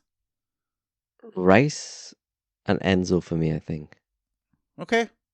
Fair. And it's mostly to do with like where you guys and Arsenal ended off the season. Yeah. Okay, that's fair. Standings. Yeah. So 3 attacking players. I mean, one is obvious. Yeah, Mo has to be there. Yeah. I don't think we can put Saka there just because of the length of the injury. Agreed. This is actually hard now. So I'm thinking Isak has to be there. Yeah. Yeah. Yeah. I mean, his purple patch wasn't even like a patch. It was. Yeah. He was scoring for a while. Right. I don't think we can throw Ollie up there. I mean, Chris Wood Chris Wood is worth a shout, but I don't want to put him in there. Agreed. And Mbeumo, does he make a cut? Ooh. Yeah, but Mbeumo and Salah play on the same side. Salah's same side, yeah. And you're going to have to go with Salah over anyone, right? Yes, you will. So then we throw Mateus Cunha maybe as the left-sided one. Oh, okay. Right? Fair. I mean, Amad Diallo's not playing long enough, and he also plays on the right side. Eze as well with a shout. Eze is a good shout, but not Right. consistent long enough. No, it was more like final third of the season he kind of showed up. Mm-hmm. Is it too okay? So let's say we go Cunha left, Salah right. I don't think there's too many arguments there. I'm gonna go for an extremely bold center forward. You want Visa? I thought about Wissa. Still think it goes to Isak though. I think Yeah. Isak just did more. Yeah. I can't argue against it. Okay, cool. So I guess the final lineup is Sells and net, Milenkovic and Verge in centre back, Kirkes left back, right back Munoz. In midfield, we've got Gravenberch with Rice and Enzo, and then up top we've got Salah, Cunha, and Isak. That's a strong fucking team. That's a solid damn team. Yeah. Now go put that in FIFA and go win some money, guys. Okay, cool. So I'll take the next question from Subatomic Squash. What is something you are looking for the most in the off season that has nothing to do with fan tracks? So I guess what are we looking forward to in the break? Is this like for us individually or like an event? Let's do both. Okay. Club World Cup? No. Oh. I'm looking forward to like sleeping in on weekends now, yo. Hey, yeah. I thought you were gonna say I'm looking forward to your visit to Trinidad. I'm dreading that. I'm looking forward to paddling, to be honest. Nice. Yeah. What's the event you're looking forward to? I was now trying to think of what's happening this summer. There's always a fete. There's always a party. Oh, I was thinking more sporting event, like no Olympics this year. There's no big ass football tournament besides Club World Cup. There's nothing. There's nothing. Yeah. I mean, you could follow the West Indies as we disappoint all our fans. Oh, yeah. Yeah. Great time. We lost again today, so. I heard. Yeah, there really isn't. But, I mean, sleep again, love that. Yeah, I just don't do it on a weekend. I do it more on the weekday than I do it on the weekend. Because of football. Oh, that says a lot about your work ethic. But I mean, the difference is like 7 a.m. wake up time on a weekday, but it's like a 6 a.m. wake up time on a weekend because of the fantasy deadline bloody thing. And you know what's fucked up is like, I'm pretty sure both of us are similar in the sense that we would definitely do that 6 a.m. wake up on time for lineups. But when it comes to work, snooze button. Yeah, I don't even need the alarm on the weekend. It's like, I'm just up. Oh, that is so unhealthy. Yeah, so bad. Yeah, I mean, I'm definitely looking forward to my trip to Trinidad. It'll be good to kind of see you again and hang out and stuff like that. I was thinking to bring my mic actually. I don't know, maybe do an impromptu recording somewhere at a pub. Could do. Yeah. I mean, it's something I've looked forward to all season is cricket. I'm playing for 2 clubs at the moment. It's been a terrible start individually for my season so far. My last game, I had my first ever golden duck, by the way. Yeah. It was not good. I didn't get to bowl. I broke my watch while trying to take the hardest catch in the game, and then I opened the batting and faced the first ball, and in frustration, I just tried to take on the bowler and got caught. So jeez. Yeah. It's not been a good start. But still enjoying it. Playing lots and lots of cricket. So still really, really loving it. And just going to the games and stuff like that. There was a doubles competition, by the way, in London the other day. Oh, yes, you did mention. Yeah. How was that? Music was great. Vibes was great. Food was not great. Subpar. Subpar because I know what good doubles taste like. And also, the event ran out of food. Yeah. There were like people queued up for like an hour and shit. And yeah, I don't think they catered for the amount of people that were going to show up. Like, it was so bad to the point where they announced during the event, guys, you should go buy pizza. Wow. Yeah. Not good planning on their part, but it was the first instance of such an event. So here's hoping that they just improve for the next time. So yeah, I mean, maybe you enter and just blow them out. Yeah, maybe I should get Vishal to come, make some baro. I'll make the chana. It'd be good. So do you want to take the next question? Okay, sure. Sweetness is back. He's asking, what happens next season if Man United signs Mitrovic, Cunha, and Mbeumo? They're not going to sign Mitrovic. I'm certain of that. They've already signed Cunha, and Mbeumo looks likely. Yup. No European football. Nope. On paper, you'd think that they finish top 8 easily with those two. Easily, with no actual distraction. Yeah. Mbuemo will go off to AFCON, which shouldn't be an issue because they've got Ahmad to fill in. But I don't know if you've seen the stat that's been making the rounds on Twitter and multiple fantasy groups, but the overperformance by both players last season. Yes, the XG overperformance, yes. Is that a concern? I guess so. It's like we saw it with Foden, for example. Foden last season, or the season that he had that ham, whatever, he massively overperformed his XG. And Robbie, I think, was one of the people that was very much like, hey, we need to take a note of this, and there's going to be a drop off. Obviously, not the drop off that we expected, but yeah. I don't know, man.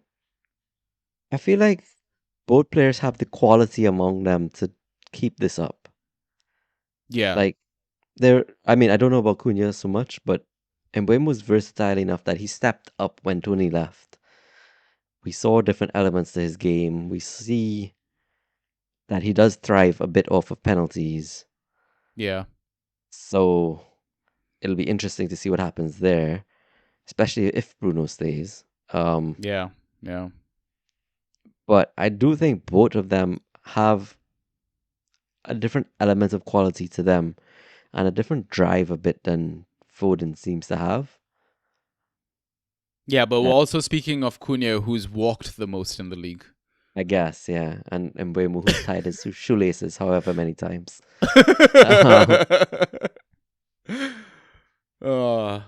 And then there's like Amorim and the depressing United system that they play. It's the people around them. Like, they really need to make a lot of changes. They need a central enforcer that's going to get them through games. Like, yeah, they were way too easy to cover apart. Yeah, you're right. And a goalkeeper, man. Yeah, for sure. Yeah, it'll be interesting to see what happens with United. Obviously, I kind of still hope that they're dog shit, but there's no way that they're gonna be as bad as they were next season. Oh, or last season to next season. Yeah. Okay. I will take the next question. It's from a Resharp. What's your estimated ADP, average draft position, for the following players if they make these moves? Cunha to United. We'll do them one at a time. He would have been a first rounder. He drops us around 2 for me. Yeah, agreed. Kirkes to Liverpool. Ups his value, but it's still not going earlier than round 3. I also don't want to go there because I'm worried about a little bit of rotation. Yeah, that's a good worry, actually. I think as soon as one of the personnel in either the left or the right gets injured, then I don't want to touch, sort of thing. Valid. But round 3 also feels high. I don't know. It does. It does. Round 5, 6. I don't know. Do you have to handcuff him if you go there too? I think so. Like, I'd a waste of. Yeah, I'd rather go Aaron Wan-Bissaka. Yeah. Okay. Got it. Mbeumo to Newcastle. Not have. Well, okay, it could happen. I would keep him in first round, Because they need a right winger really badly. Yeah. And because Jacob Murphy is a human?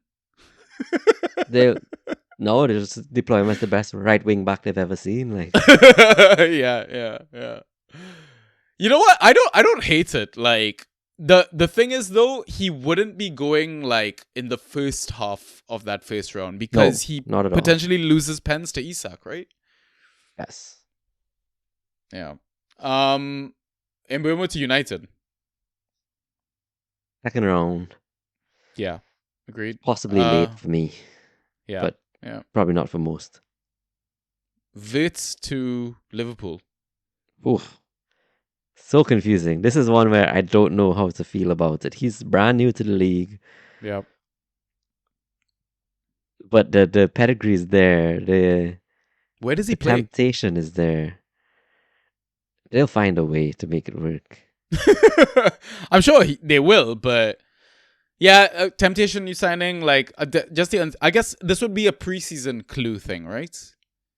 Yes. But you got to think he goes first round, though. Like, nobody's letting him pass. Yeah, someone will pick him first round. I think I'm just gonna avoid just because of the lessons learned from the season. If he falls to me in second round, I'm going. I'm not going to learn my lesson from Nkunku. I'm just going to go. Yeah, fair. Ronaldo to Chelsea. Why is this on that list? I did not see this one. And he's a hardcore round 17. Yeah. I'm not drafting, basically. Amazing. That move will never happen either. He's too old. Morgan Gibbs White to Man City. That's a confusing one. Obviously proven in the league. Mm-hmm. Obviously has delivered consistently and has been a second rounder for a while. Pep roulette. That's it, right? I'm probably dropping him to third. And Yeah. even then, it feels high. Yeah, agreed. Yeah, I completely agree. Zubimendi to Arsenal. That's a tempting one. I don't think he's going to deliver the fan tracks points we want him to, but it's solid player, solid move. Yeah, agreed. And then finally, Cherki to City. I don't even know who that is. I think he's just another attacking midfielder. But again, I go Okay. back to Pep Roulette. So I think you chuck all those guys in like late round 2 to early round 4. Oh, the Leon guy. Okay. Yeah. Gotcha. Yeah. Yeah, I mean, I agree.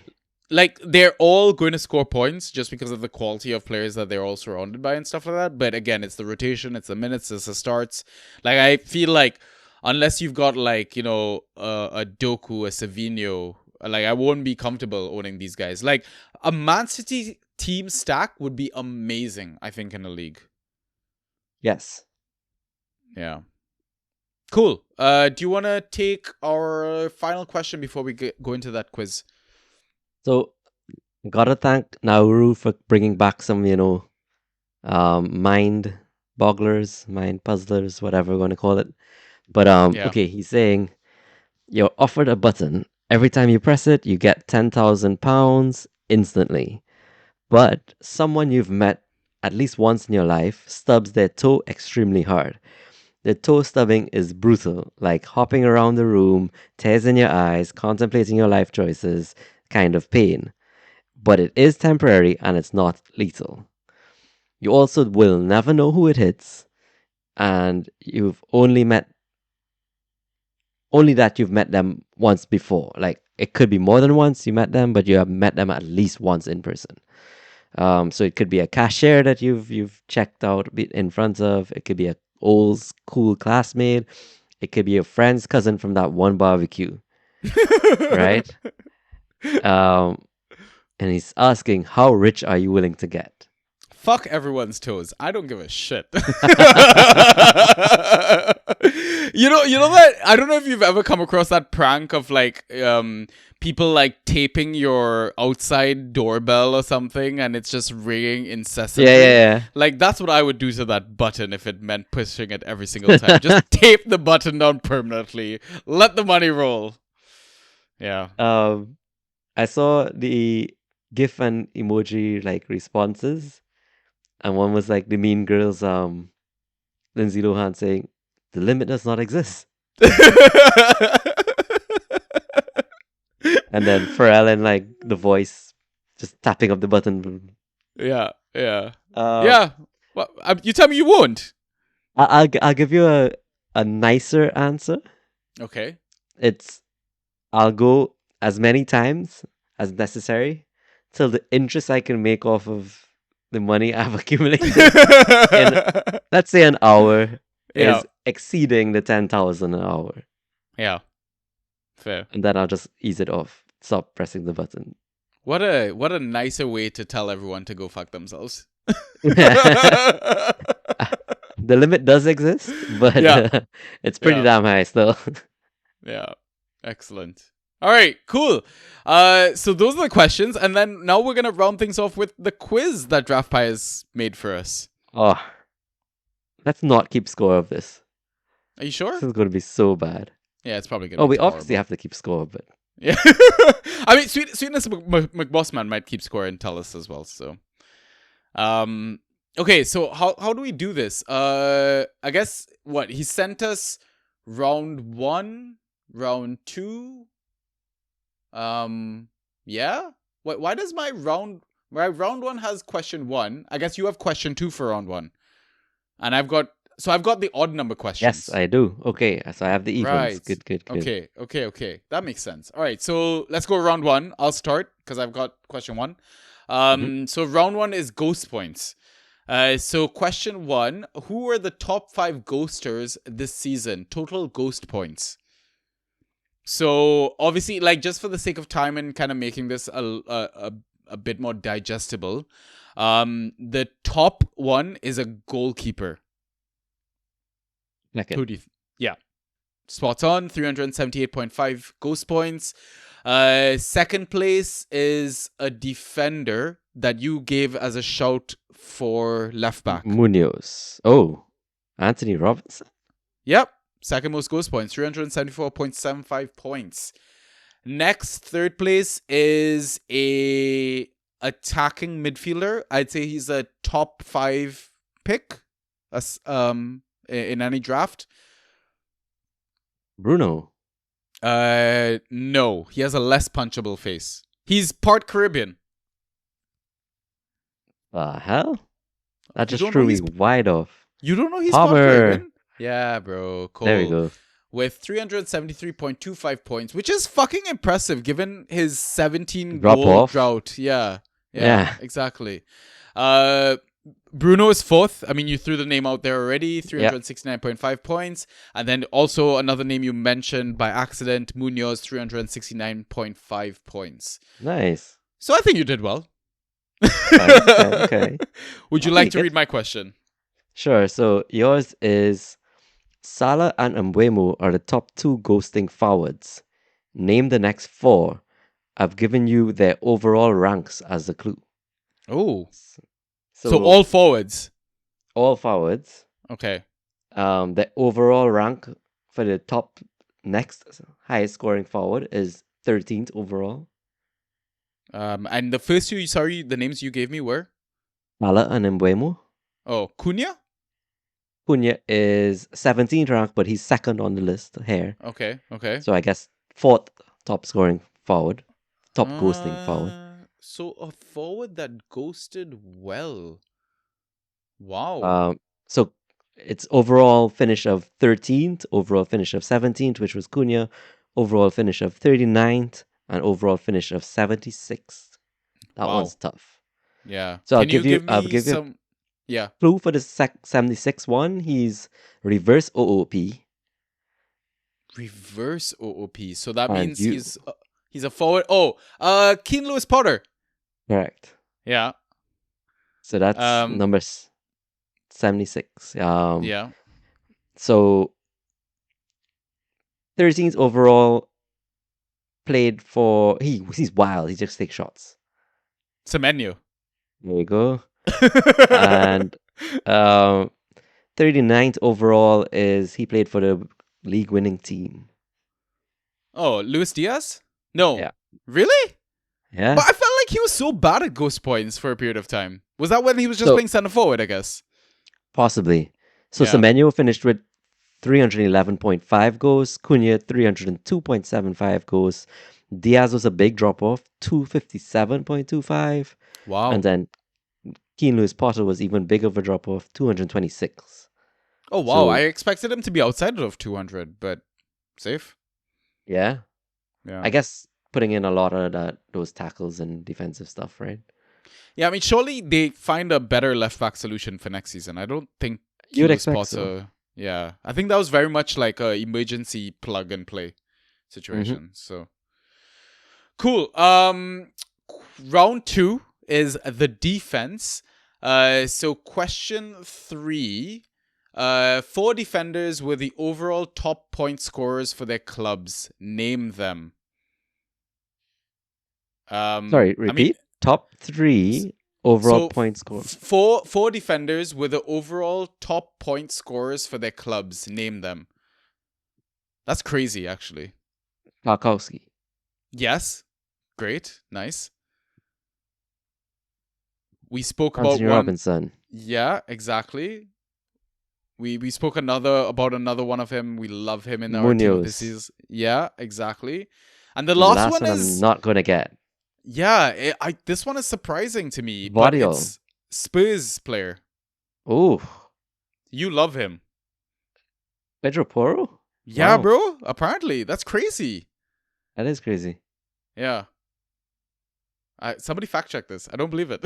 I believe it. I believe it because he was way more consistent than the rest of them. Like Brennan doesn't ghost and had a purple patch, but And everyone else shot the bed or was injured. got the bed. Yeah, Yeah. Wow. And like it's wild because Porro was heavily rotated towards the like final And- third of the season. Yeah. Yeah. Okay. Question 4. Question 4 is still on the defense, right? So question 4, what do Delit and Lewis Hall have in common? Clue: they were the only defenders to achieve this. They were the only defenders to achieve this. What the fuck? There are 38 of these. There are 38 opportunities to achieve this. Top score of the game week. Yeah.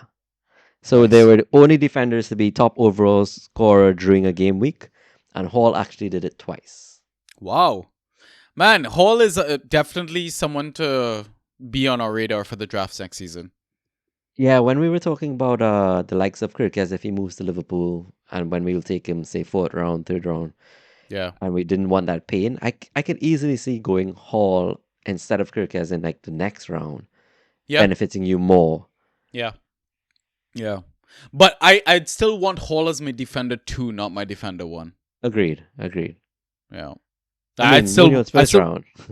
Or Tarkowski as well, right? Yeah. I try to get Rich. either one of them in my drafts next season. Fair. Yeah. Cool. Round 3 is doubles. Not that kind, Ryan. He puts in brackets. Question 5. So Salah was the undoubted star of the season. The first time he failed to get double figures was on September 14th. The second time on October 5th. On what date was the third time that he failed to get double figures? Oh, that's It was such in January. No. February. No. You're just okay, going to guess all that. But basically, he had an amazing 6-month streak with 22 games in a row. What the hell? Yeah. It was in March? No, I mean, it was when he signed the contract, which was... I don't actually know, so... It was like April, basically. So the answer is April 2nd. Are you kidding?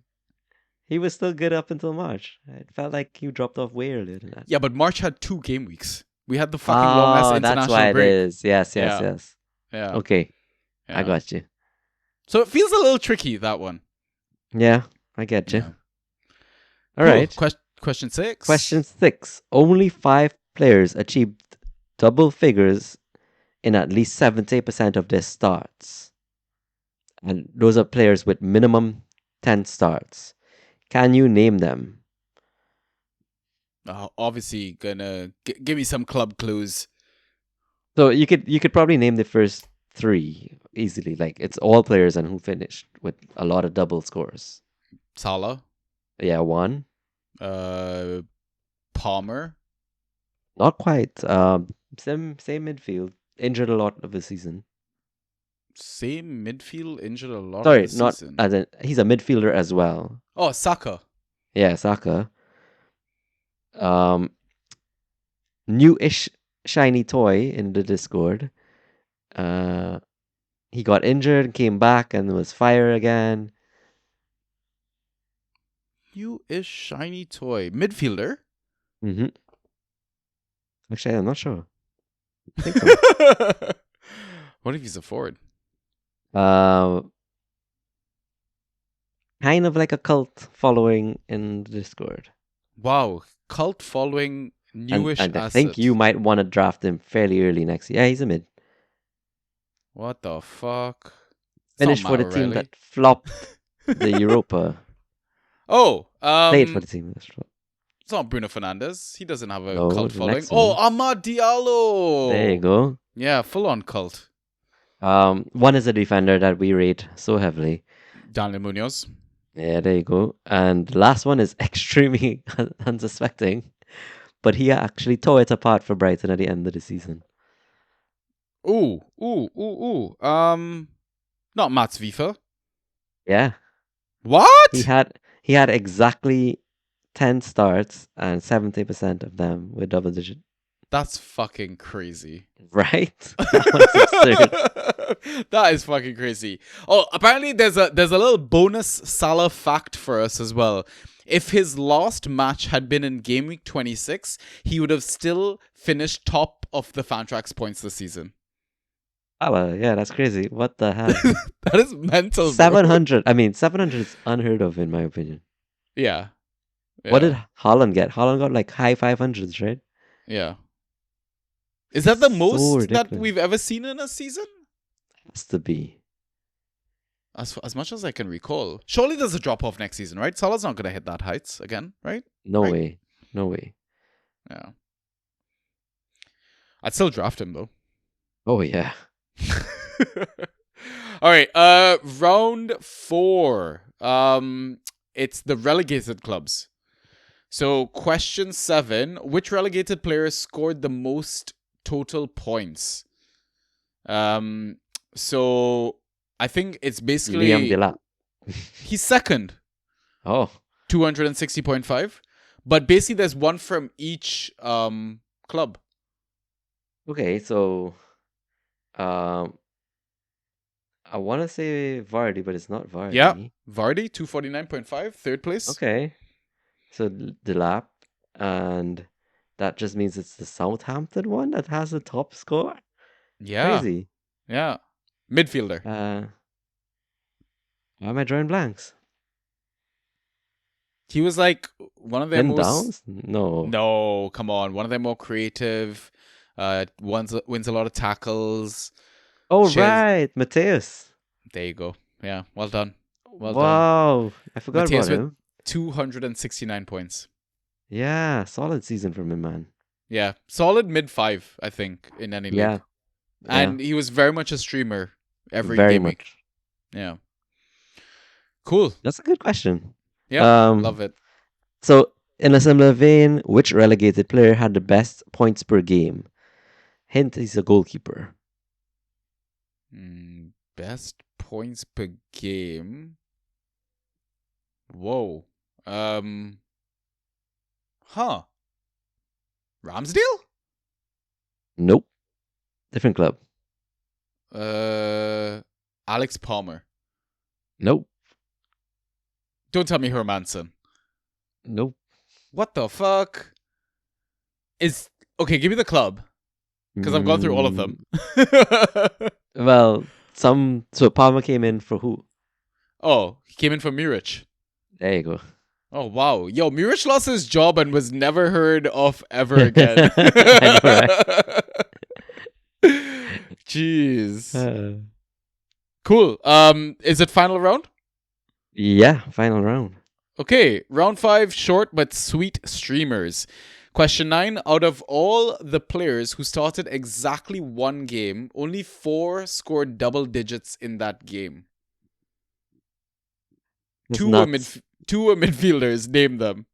That That is is so such a nuts. random fucking question. This is so crazy.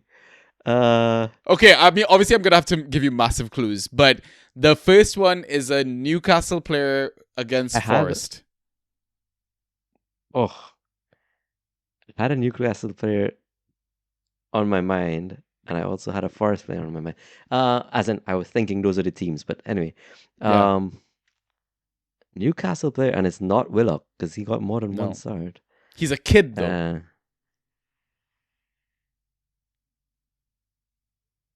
I don't even know when did this kid start, and Yeah, it honestly, I don't think even I would guess this. But should I just put you out of your misery? Yeah, go for it. Lewis Miley, 19.25 Yeah, points. I was trying to remember who was the kid from last season that I used to play a lot. Okay. Yeah. There you go. And then the other player is a Crystal Palace player against Wolves. And this would have happened, I think, in game week 37 when they won 4-2. So there was... Yeah, Essay. There you go. I was going to say, like, he popped off with Nketiah. But yeah, great guess, man. Well done. 22.25 points versus Wolves. Huh. Okay. Yeah. So the next two that he didn't give you were defenders. Oh. So played exactly one game and scored double digits. Defenders. So one you actually talked up a lot and Chilwell. There you go.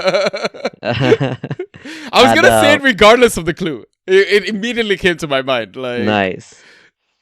And then the other one is a cult. Well, not so much a cult, but a banter favorite who used to play for Wolves. A banter favorite that played for Wolves. Where did he go? Where did he go, Ryan? No. I was gonna say Kilman, but it can't be Kilman. It was just one start. Go to his partner. Who was Kilman's partner? Oh, Craigie Doe! No. What? Who was his partner? Who's Kilman's partner? Holy shit. Okay, so he moved to Forest. He moved to Forest. Why am I like feeling? You might have even drafted him in. Willy Bully. There you go. Amazing. Oh, poor Willy Bully, man. I hope he revives his career next season. I'd easily draft him. He plays for one of the promoted teams. Like we'd go there. Banter favorite. Yeah, really is a banter favorite. Cool. Those are the questions, and that is the pod. Man, thank you to all our listeners. Thank you to Pi for that amazing quiz as well. Yeah, that was solid. Also, we've done a 2-hour pod in classic banter fashion. Yes. So you bastards better not complain that you've not had a pod or are still asking for content. This should let you, feed off of this shit for like the next week or so. So, yeah. Yeah, just split it into like 4. Yeah, 4 mini episodes. Oh, man. Yeah. What a season though. Ryan, thank you again for everything you've done for the pod, all your contributions, all your non-contributions as well. All your great insights, your advice, the vibes. It's honestly been a pleasure, mate. Another season in the books. This was episode 275, but I think we've easily done more than 300 episodes by now as well. Easily. Yeah. I think and I mean it goes without saying you are the heart and soul of this pod, and cheers, buddy. I'm sure everyone loves it and loves you for it. Yeah. People are already messaging me about inside tracks. I'm like, yo, take a break, man. Take a break. But to be fair, It's like even the new reps, they were like, when are we recording, bro? Like, but I mean, we're gonna take a proper break, like I said throughout the entire pod. I think it's just healthy. But I mean, if you want to be in touch, come to the Discord. It's the best place to kind of hang out, chat, unwind, I want to say, and even start prepping for your next season, because the chats are ongoing, man. As the transfer window evolves, everyone is like, talking about where they draft this player, that sort of stuff. But I'm gonna try and get some off-season gaming and stuff like that going on in our Discord. I'd like to kind of keep the community engaged as much as I don't need to do anything. I think it's very self-sustaining in that sense. I don't know. It's a bit bittersweet, obviously, it being our final part of the season. But we'll be back. I don't know. Are we gonna put out any content randomly? I don't know, like we could probably do like stuff in the Discord. Nothing. Yeah. Like live chats. Don't commit to stuff, but that. Yeah. Maybe even when we're in Trinidad or something, we do something. I don't know. Yeah, true. Yeah. Cool. Any final words before we sign off for the 24-25 season, bro? No. Have fun like Virat did, winning Oh, finally. fucking hell. Why would you have to bring that up on the pod? I guess it's okay, fine.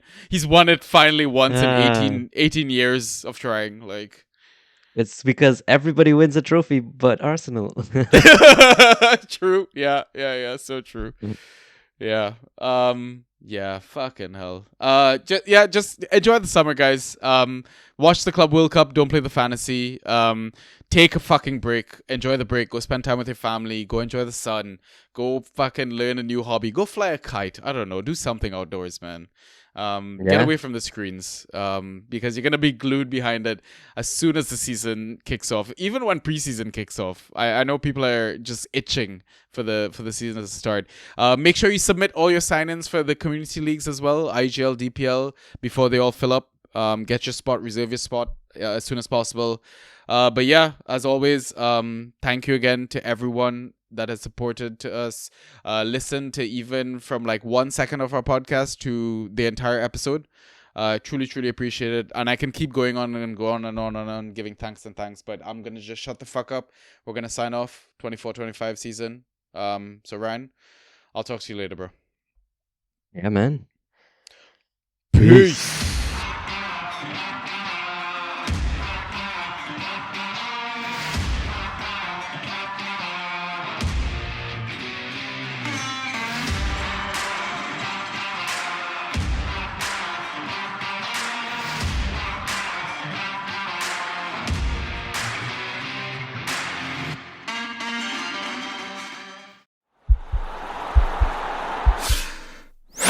This podcast is part of the Sports Social Podcast Network.